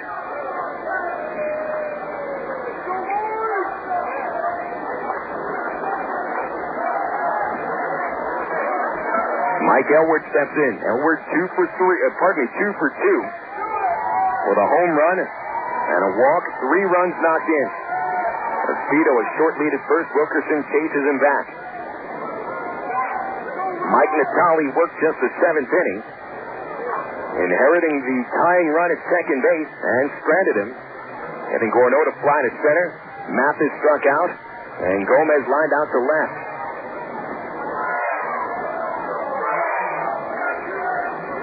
Wilkerson, a hard-throwing right-hander. Elwood shows bunt, a throw to first, and Espedo is back. Wilkerson at 6'3", throws his fastball in the low 90s. No wins, 1 loss in 25 previous appearances, a .482 earned run average. Elwood is squared around once again, and the pitch is bunted towards first. Santos picks it up. He'll throw to first base. Gotay covers. Espedo gets to second. 3-4, the out at first base. A sac bunt for Elwood. And once again, the Travs put the tying run into scoring position. Victor Gutierrez steps in. It was Gutierrez who hit that ground ball in the 4th inning. That Chad Santos tried to turn a 3-6-3 double play, but the throw from Blanco got behind him, which scored Espedo at the last Travs run. That was way back in the 4th. Gutierrez got stranded at third base in that inning. Here's the first pitch, and Victor takes a strike on the inside corner. He shows his displeasure with A.J. Wendell's strike zone by walking away from the plate area. Now back in, 0-1. Wilkerson ready. Check second. A good lead for Jason Espedo. Here's the 0-1. Inside. Ball 1.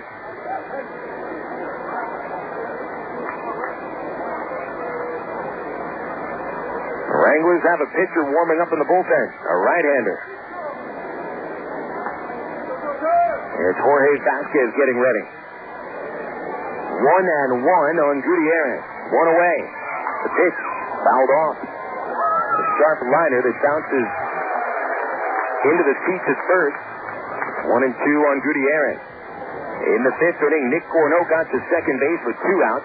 Gomez popped out. In the 6th inning, Travs had the first 2 men reach on walks. Still couldn't score a run. Caiapo doubled to start the 7th and only made it to 3rd. Now Espedo had an infield single to start the inning. He's now at second with 1 away. The 1-2, and Gutierrez fouls it off behind home plate. Still 1-2.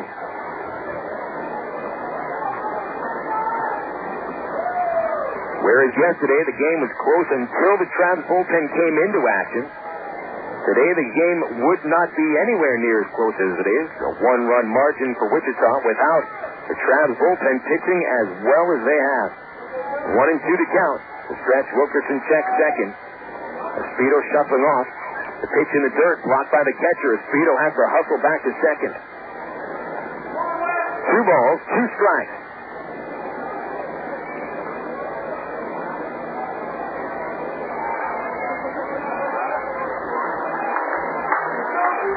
Eight runners left on base by the Arkansas Travelers. 5 of them in scoring position, 1 each in the last 4 innings. There's that tying run at second. The 2-2, bringing a high bouncing ball towards the mound, played by Wilkerson, thrown to first, and Gutierrez is out at first base.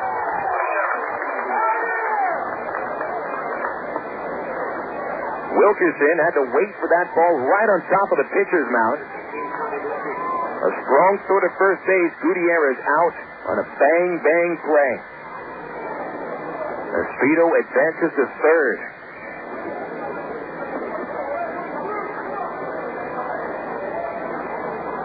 Top of the order, Tommy Murphy.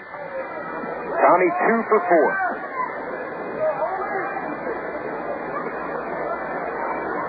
The infield hangs back.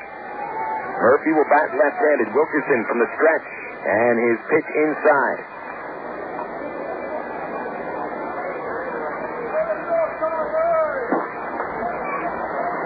.29 RBIs on the year for Murphy. Had a chance to knock one home in the 6th and fly to right field. Here's the 1-0. Down and in. Almost got away from the catcher. 2 balls, no strikes.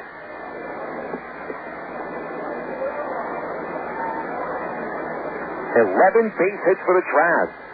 Only 4 runs. They've set themselves up quite a bit. Haven't been able to come up with the big base hit since Elward's RBI single in the 4th. The 2-0. A strike out the letters. 2-1.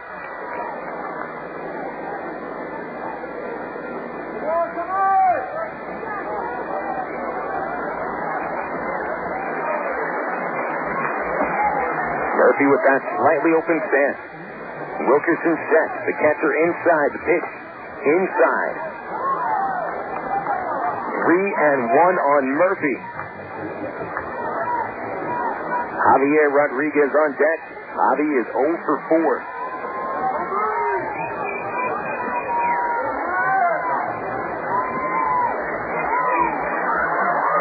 Wilkerson has room to wiggle. The 3-1. Swinging a high bounce to the second. Go side. Backhand. Throws to first. Murphy is out.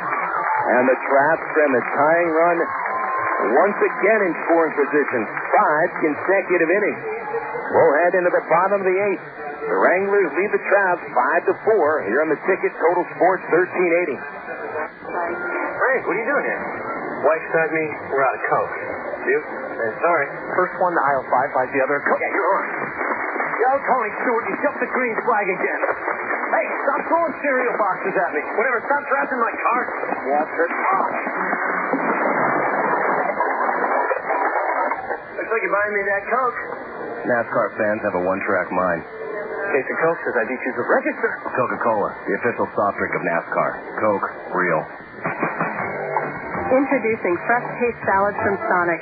As in made to order by hand with care for your very own fresh taste salad. At Sonic, we make them the way you'd make them at home, if you had the time.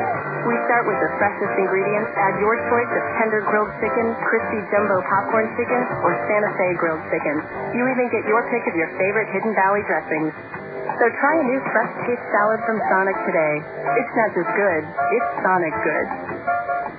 Here's the windup sitting on the way, and you can catch the Travs online at www.travs.com. The Arkansas Travelers have one of minor league baseball's most user-friendly websites with easy access to Trav game stories, up-to-date stats, and Texas League standings. You'll be informed about the Travs online at travs.com. Purchase tickets, Travs souvenirs, listen to the game. Hey, if you could buy hot dogs and popcorn on the website, it'd be like coming to the old ballpark. See us online, www.travs.com.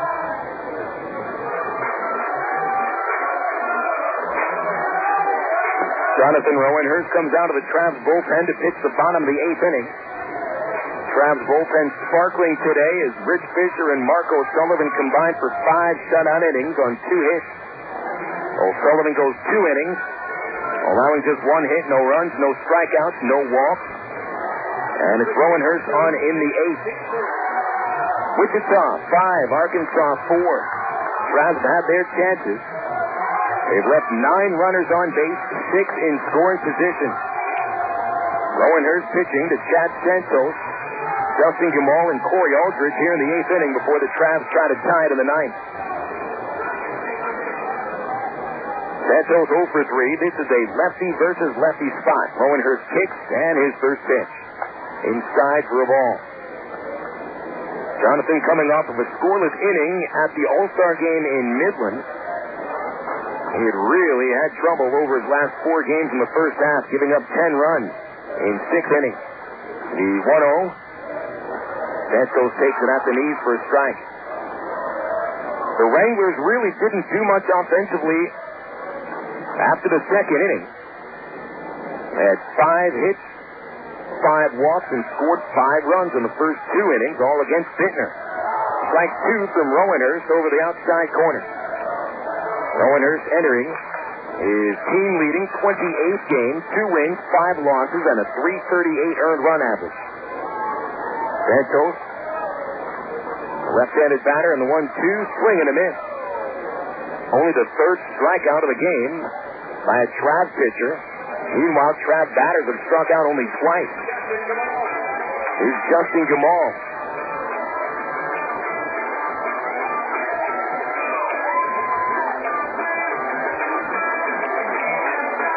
Gamal drew a leadoff walk in the second inning from Bittner. That's when Tim walked 3 of the first 4 men he faced. And he came around to score on a base hit by Blanco. First pitch here, Gamal takes outside. Gamal, since the second inning, is hit back to the mound and fly to center. That was against Fisher each time. 0-1. Rowenhurst takes the side off. Into the windup now, the 1-0. Outside. 2 balls, no strikes. Travs will have Javi Rodriguez leading off the 9th inning with Cayasso and Gorneau following. Nobody warming up in the Wichita bullpen at this moment. Jonathan's 2-ball pitch to Gamal. Strike 1 on the outside corner. 2-1.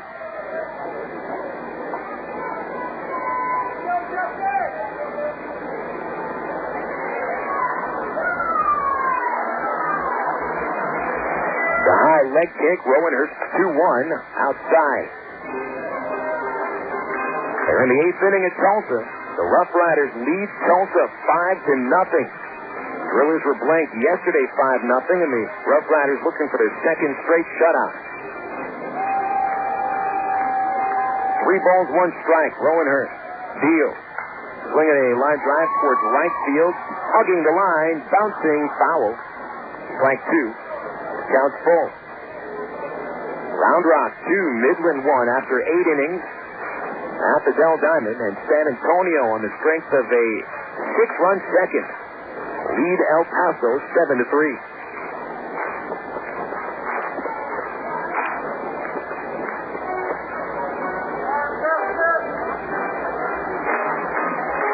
3 balls, 2 strikes.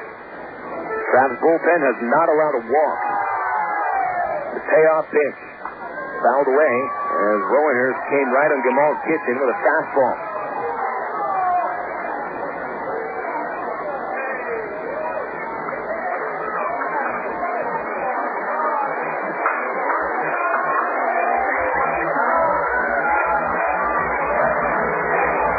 Base is empty, 1 away in the bottom of the 8th. 5-4 Wichita. The 3-2, swinging a high bouncer over the mound. Rodriguez backhand, sets his feet, throws to first, gets Gamal. 2 gone. Nice play by Javi. Did not rush himself.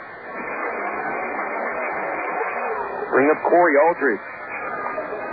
Boy, the Travs 10 in the first 70 games of the season with a .530 earned run average.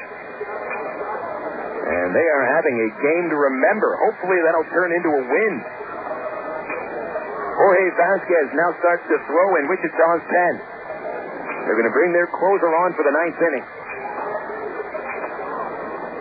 Corey Aldridge is 0 for 2, though he did walk and score in the second. Rowanhurst pitch to the back screen. Ball 1.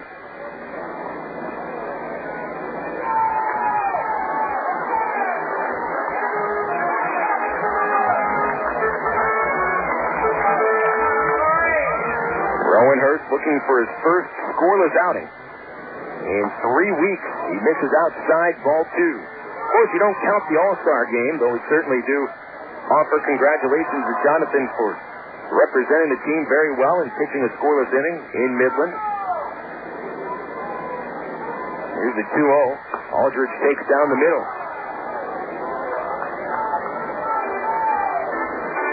2 balls, 1 strike on Corey Aldridge, 2 outs in the 8th.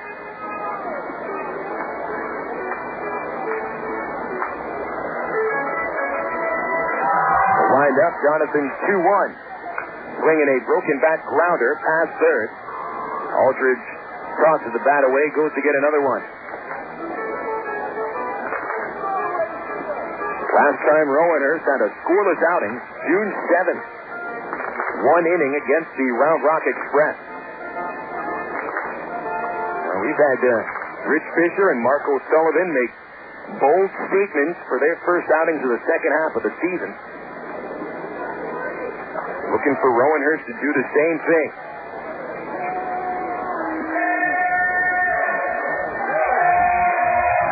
2 balls, 2 strikes. Aldridge comes back with a brand new black piece of wood. Asks the umpire, is the count correct? He says, yes, it is. It's 2-2. Lefty versus lefty is Rowanhurst deals, and a foul ball into the seat.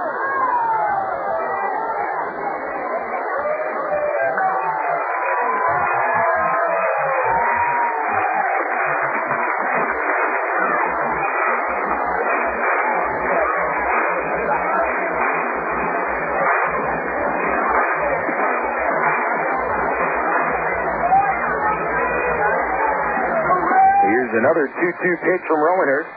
Another foul ball. Came right out of the hands of Aldridge and just got a piece.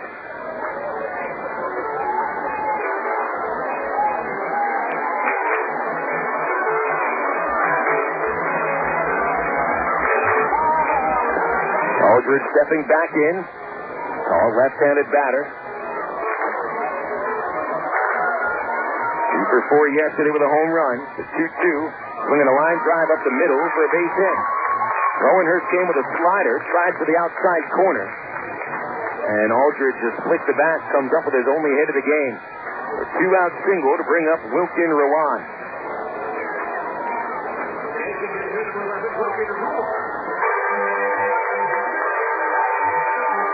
First game as a Wrangler, Rowan is 0 for 2. A sac bunt in the second. Fouled out to first base. And lined back to the mound against O'Sullivan in the 6th. Rowanhurst from the stretch. Rowan, a right-handed batter. A throw to first. Aldridge walks back. Wranglers 5, Travelers 4. Wichita trying to even the season series. Travs winning 10 of their 19 games they played against Wichita. The only East Division team the Travs have a winning record against. Aldridge fakes the steal. Rowanhurst's pitch is low. 1-0 to count on Rowan.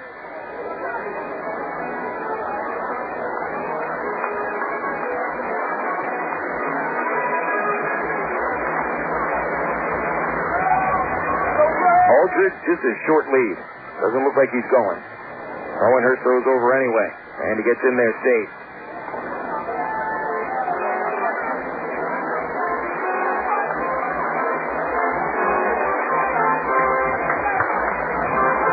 Outfield straight away. Big gap on the right side of the infield with Javi Rodriguez shaded up the middle. Another throw to first. Not in time.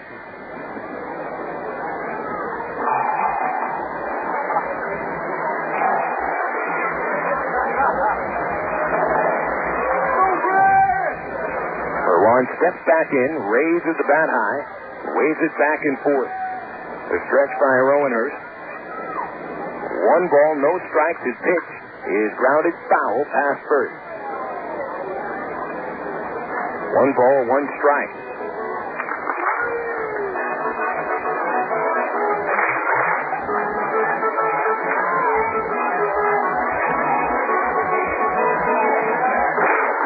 We're on the newest in a spate of new players for Wichita.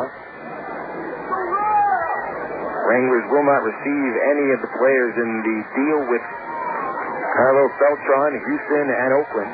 1-1. Check swing. It's outside. They'll appeal. No swing, says the first base umpire. 2 balls, 1 strike on Wilkin Ruan.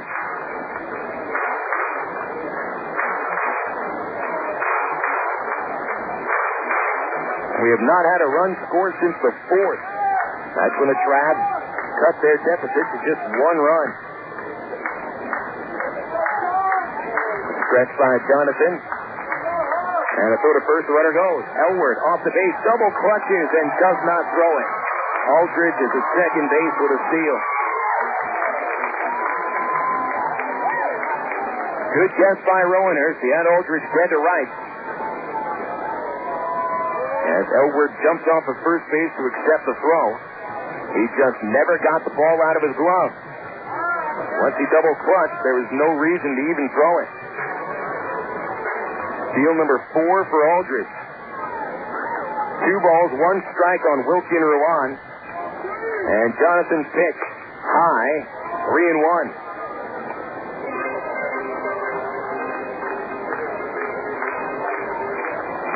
And one play by Elward could cost the Trabs a run. Would not show up in the scorebook as an error, but certainly the out should have been recorded. Here's the 3-1 pitch. Ruan check swing and a strike. And the strike called on the inside corner. Now she's full.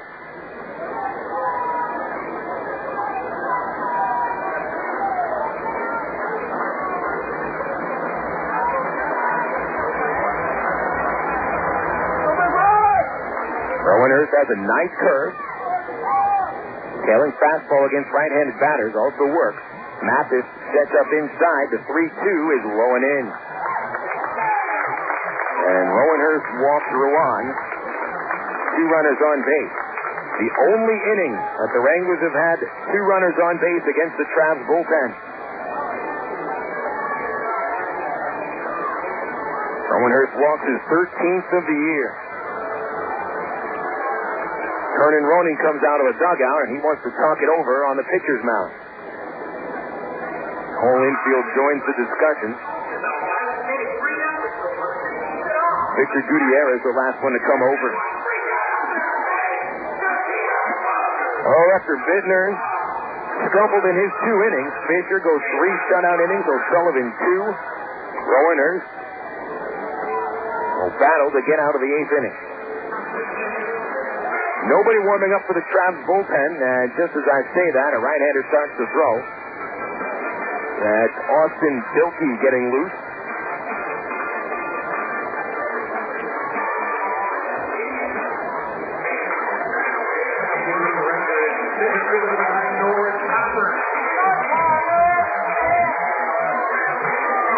Norris Hopper steps in.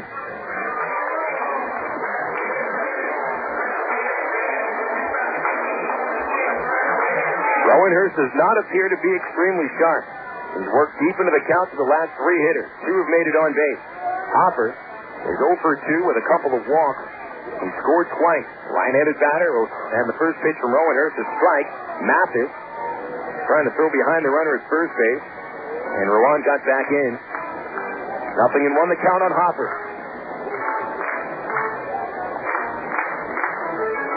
Hopper is grounded to short. Fly to right field against Fisher and O'Sullivan. Bittner walked him twice in the first and second innings. 0-1, the stretch. The check at second. The pitch. Swinging a high chopper over the mound. Now Caiazzo has it. Steps at second and ends the inning. Nice job by Caiazzo. Trabs bullpen keeps the game where it needs to be. 1 run, the Wranglers have the lead, 5-4. We go to the 9th. On the ticket, Total Sports, 1380. Faucets leaking, termites feasting, missing tackle, paints and spackle, tubs, jacuzzis, tapes and movies, everything from A to Z. Tile and lumber, tons of plumbers, elevators, coffee makers, radiators, party favors. Take a look and you'll see that you're paying for Yellow Book, not the other book. When it comes to making their buying decisions, people today let their fingers do the walking through Yellow Book Yellow Pages. It's no wonder. Yellow Book's packed with money-saving coupons, restaurant menus, and vital community info. And with more ads than ever before, it has everything you need right at your fingertips. It's easy to spot. Just reach for the yellow directory with the map on the cover. And join the smart shoppers who choose Yellow Book, not the other book. Put your business in Yellow Book. Call 1-800-YB-YELLOW. Not the other book.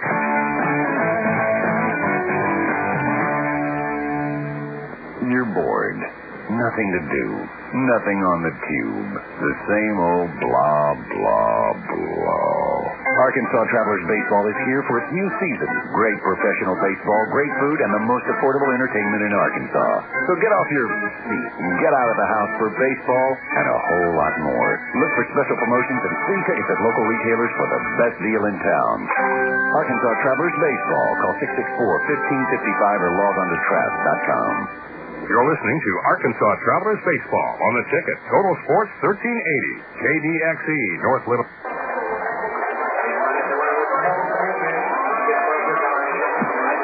8 innings have been completed at Lawrence Dumont Stadium along the banks of the Arkansas River. Wichita 5, Arkansas 4. Still Elton with you. And Orion back at the studios. The Travs have come so close in this ball game, leaving the tying runs in scoring position in each inning since the 4th. 9 runners left on base in 8 innings, 6 in scoring position. And now the Travs will be battling against the closer for Wichita, right-hander Jorge Vasquez. Vasquez has saved 10 games this year. 9 of those saves coming in the last month. He's pitched very well. Vasquez allowed an 11.57 ERA in April. Since then, 22 1/3 innings, 5 runs, only 14 base hits. Javi Rodriguez is the leadoff batter for the night. Vasquez replaces Wilkerson, who tossed a scoreless 8th inning, leaving Jason Espedo at third base. Rodriguez is 0 for 4, 3 pop-outs, 1 ground out, and he tries to bunt his way on and bunts the first pitch foul. Vasquez, a fastball slider pitcher. He'll go to that slider quite a bit. The fastball, which last year topped out at 95, has been clocked by the Travs at only about 92 this year. That's still not a bad heater. The 0-1, Rodriguez swings, pops it up behind the plate, out of play, strike 2.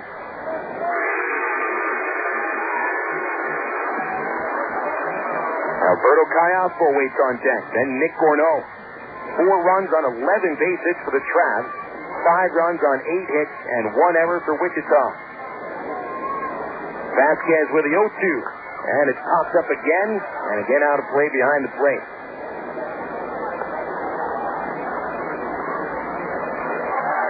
Vasquez, the 5th Wichita pitcher of the night. Kevin Apier went the first 4 innings, gave up 8 hits and 4 runs. Wichita bullpen is pitched on the brink today, leaving runners on base in each of the last 5 innings. Here's an 0-2 to Rodriguez, swing and a miss on the sliders. Strike 3. Vasquez is 43rd batter struck out in 29 2/3 innings. Alberto Callaspo steps up, 2 for 4. Last time he almost tied the game with a high drive to left field, hit off the top of the fence for a 2-base hit. He'll bat left-handed. Vasquez with a fastball outside. Big gap in left center. That's where Callaspo shoots a lot of balls from the left-hand side of the plate. The 1-0. swing and a shallow fly ball center field. Here comes Hopper. He's there. 2 out.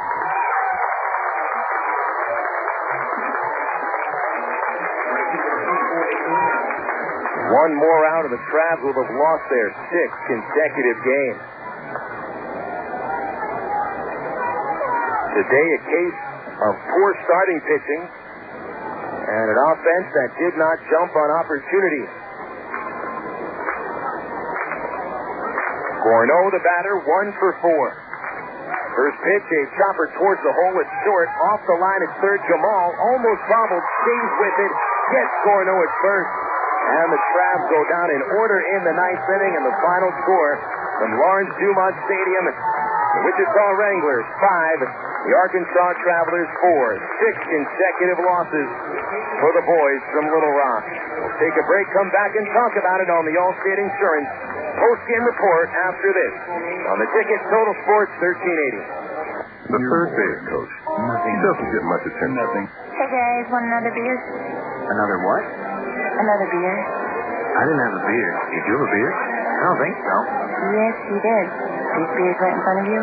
Remember you ordered them from me? Weird. I mean, I remember eating the wings. Yeah, the wings were good. Are you sure we drank the beer? Look, you guys came in, you ate the wings, you drank the beer. Huh. Whatever. You guys want another round? Of what? Beer. Yeah, that sounds great. You want a beer? I would love a beer. Next time, try the light beer with the taste you won't forget. Great tasting, less filling, Miller Lite. Miller, good call. Miller Brewing Company, Milwaukee, Wisconsin. The third base coach. He doesn't get much attention. You've never heard of a third base coach groupie, have you? But he's vital to the success of the team. His experience and knowledge of the game can mean the difference between scoring a run or getting thrown out at the plate. Allstate agents play a similar role to the third base coach, although they have experience with much more than just home. They can help with auto insurance, life insurance, and your retirement needs as well. And they'll do it without using any crazy signals. They'll help you understand the coverage options available so you can find the one that's right for you. You deserve a team with big league experience. That's Allstate stands. Are you in good hands? To get a team with big league experience, just visit your local Allstate agent, call 1-800-ALLSTATE, or click on allstate.com. Insurance subject to availability and qualifications. Allstate Insurance Company, Allstate Property and Casualty Insurance Company, and Allstate Indemnity Company, Norfolk, Illinois.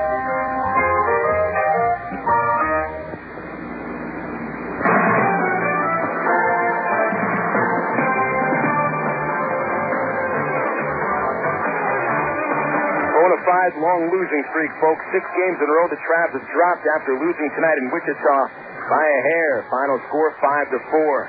Phil Elson with you here on the Allstate Insurance post-game report, recapping tonight's ball game, and it started off very choppy for the Travs as starting pitcher Tim Bittner issued a sign of things to come, walking the first batter of the ball game, Norris Hopper, in the first inning. Hopper went to second base on a single, took third on a double play, and scored when Scott Walters' chopper with 2 outs got past Victor Gutierrez at third base, called a single. Probably could have been called an error. The Wranglers grabbed a 1-0 lead. Wichita threw Kevin Apier at the Travs in his 4th rehab start of the season for a sore forearm muscle. With 2 outs in the second inning, Jason Espedo beat out a ground ball to third base, and Mike Elward followed with a long drive. He's from Kansas City. Elward gets a hold of one. A fly ball deep to left field. He tagged it, and that ball is gone.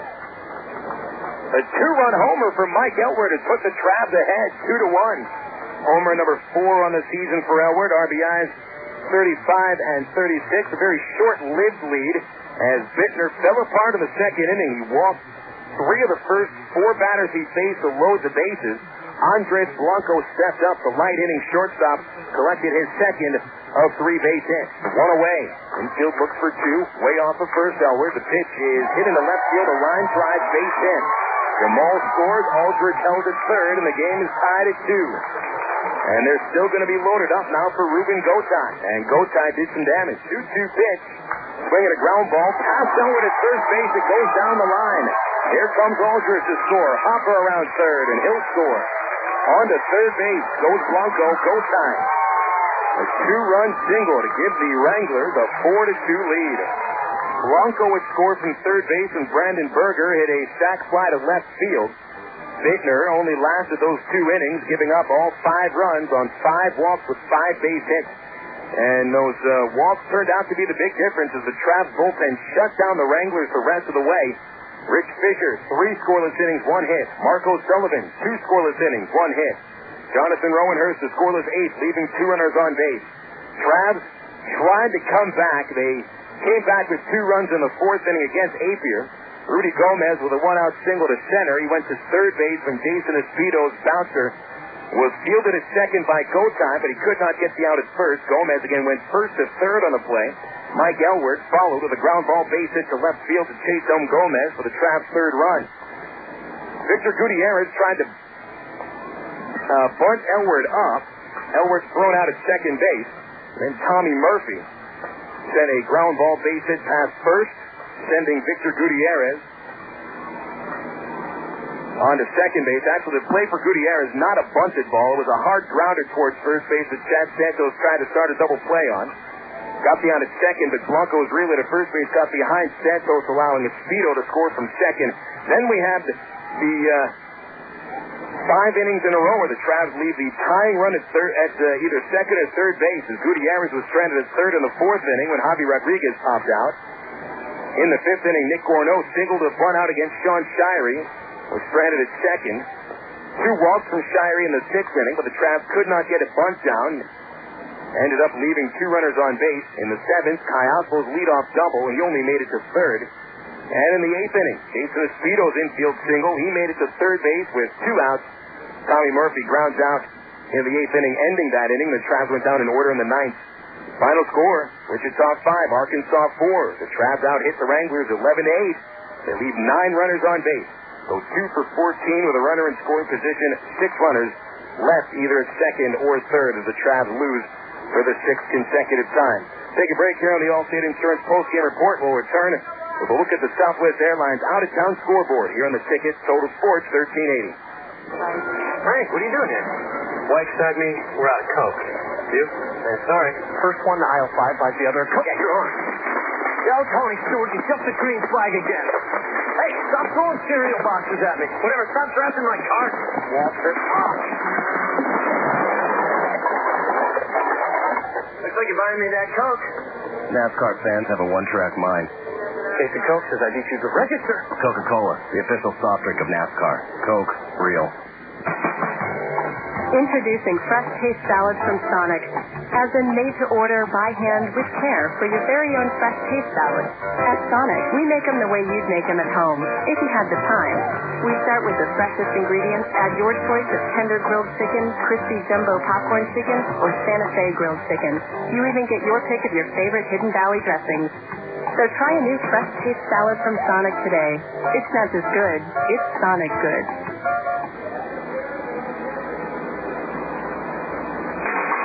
Back on the Allstate Insurance postgame report. Phil Elson with you at Lawrence Dumont Stadium as the Travs have dropped their 6th game in a row. Season record falls to 33-38. 0-2 in the second half, while Wichita wins their 6th game in a row. And they're at 39-32, 2-0 in the second half of the season. Checking around the scores on the Texas League and the majors on the Southwest Airlines out-of-town scoreboard. No finals yet in the Texas League. Right now, top of the 8th inning at San Antonio. The Missions lead El Paso 7-4. Frisco looking for their 2nd consecutive shutout of Tulsa. Rough Riders 5, Drillers nothing in the 8th. Midland and Round Rock playing in the 8th inning at the Del Diamond. The Express lead 2-1. Now to the major leagues in the one game coming out of St. Louis. The Cardinals win yet again. Pick up another game on the Cubs. 3 games ahead of Chicago and Cincinnati as St. Louis shuts out Chicago 4-0. Chris Carpenter, 9 strikeouts in 8 scoreless innings of work, allowing just 7 hits and 1 walk. Carpenter's record 8-2. Matt Clement took the loss, dropping to 7-6. Cardinals get RBIs from Hector Luna, Mike Matheny, Chris Carpenter even knocked in a run, and Tony Womack finished 3 for 4 with an RBI. The Cubs limited to 8 base hits. Sammy Sosa 2 for 4, but also struck out twice.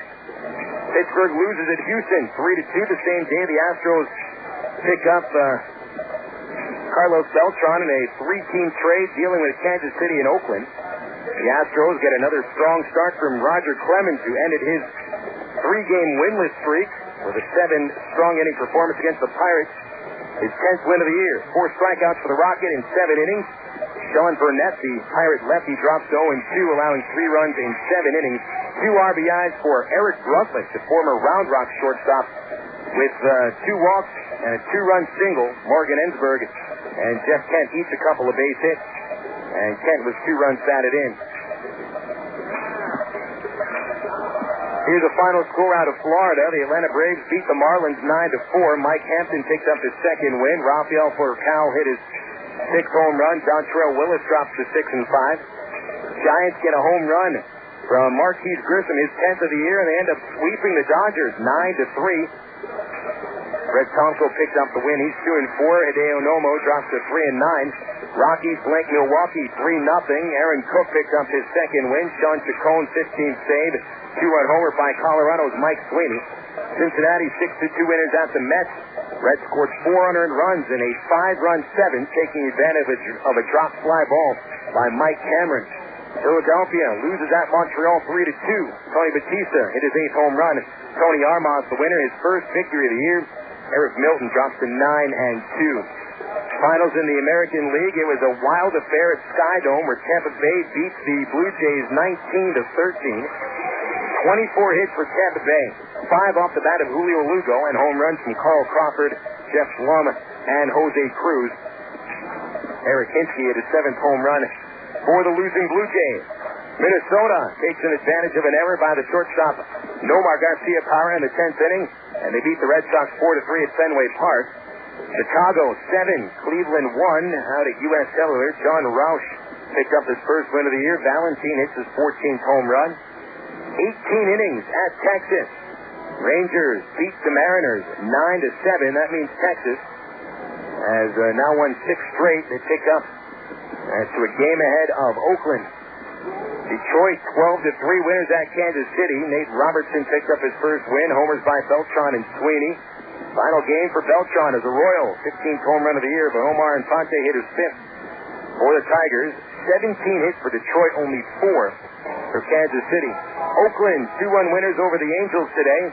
Mark Mulder goes the distance for his 9th win. Jermaine Dye hit a 2-run homer, his 14th.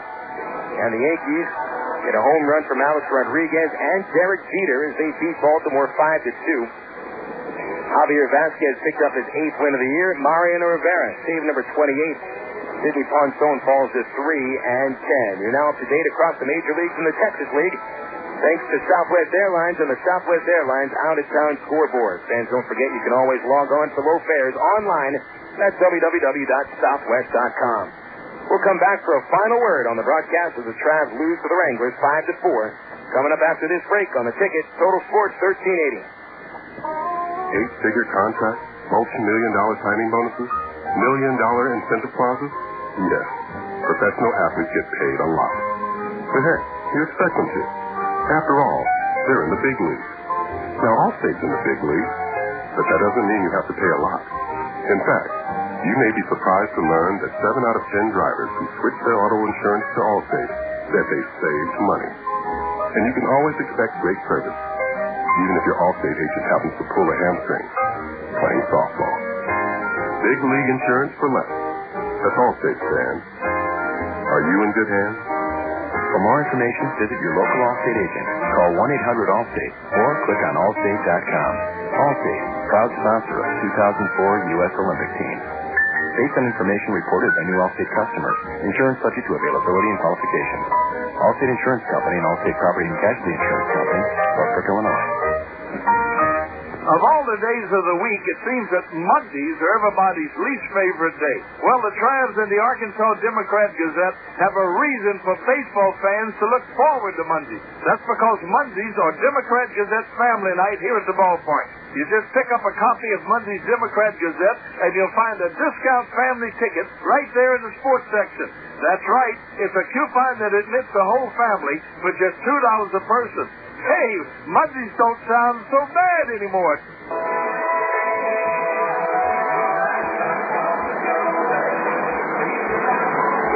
5-4 final score out here at Lawrence Dumont Stadium. The Wichita Wranglers take their second straight game for the Travs, and they've taken the first two games of this 4-game series. Here are the final totals for tonight's game. The Travs score 4 runs on 11 base hits, no errors, 9 runners left on. Travs go 2 for 14 with a runner in scoring position.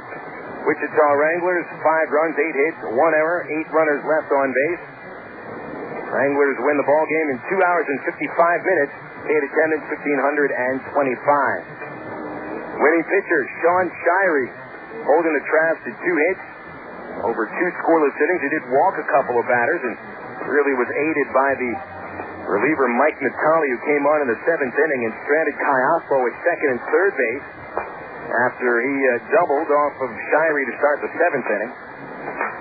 Tim Bittner takes the loss. He falls to 6-3. A very rough appearance for Bittner, as Tim walks 5 batters in 2 innings. 3 of those walks come around to score. Actually, 4 of those walks come around to score. He gives up 5 base hits. Hopefully Bittner will be able to recover after this very spotty start. Travs bullpen today. Big-time high notes for the Travs is Rich Fisher, Marco Sullivan, and Jonathan Rowenhurst. Each pitchers that have struggled over the past month and a half, they all pitch very well. Fisher, 3 scoreless innings. He's now allowed just 1 run over his last 9 in his third. O'Sullivan, 2 scoreless innings, and Rowenhurst pitched a scoreless 8. But the main reason the Travs lose today, an inability to come through the big base hit. Against Kevin Apier, of all people, the Travs come up with 8 base hits in 4 innings. But against the relief corps of the Wranglers, the Travs managed only 3 base hits over the final 5 innings of the ballgame. They had a chance to knock in a tying run in the 4th, 5th, 6th, 7th, and 8th innings, but just could not get that big base hit. The Travs record over the season falls to 33-38, 5 games under 500, while the Wranglers get to 39-32 heading into the 3rd game of the series tomorrow night. Willie Collazo pitching for the Travs. Collazo's record at 1-5 and a .598 earned run average. Pitching for the Wranglers will be right-hander Jimmy Serrano. It'll be his 4th appearance with Wichita. 1 win, no losses. He's only allowed 2 runs and 9 hits in 16 2/3 innings. First pitch at Lawrence Dumont Stadium tomorrow night at 7:05. We'll have the ITT Tech pregame show at 6:45 here on the Ticket Total Sports 1380. Quick mention for our BC Powder player of the game, Scott Walter, the starting catcher for the Wichita Wranglers, finishes 3 for 4 with a run batted in, caught a good ball game. Scott Walter, tonight's BC Powder player of the game, with honorable mentions for Jason Espedo. The Trav left fielder went 3 for 3 with 2 runs scored, and Mike Elward, who hit the only home run of the ball game, 2 for 2, fourth homer of the year, 3 RBIs. But you always usually go with the winning team for a player of the game, so it'll be Scott Walter, the BC Powder player of the game.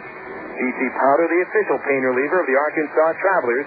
BC gets into your system fast and then goes to work fast. For headaches, backaches, or muscle pain, nothing works faster than BC. Use as directed. Again, the first pitch tomorrow at 7:05. The ICT Tech pregame show at 6:45. Big thanks to Hannah Ryan back at the studios, and for everybody else at Ray Winder Field and with the Arkansas Travelers, this is Phil Elson saying thank you so much for tuning in. Have a wonderful night. Don't forget, fans, even with the final score, Wichita 5 and Arkansas 4, it is just a game tomorrow night.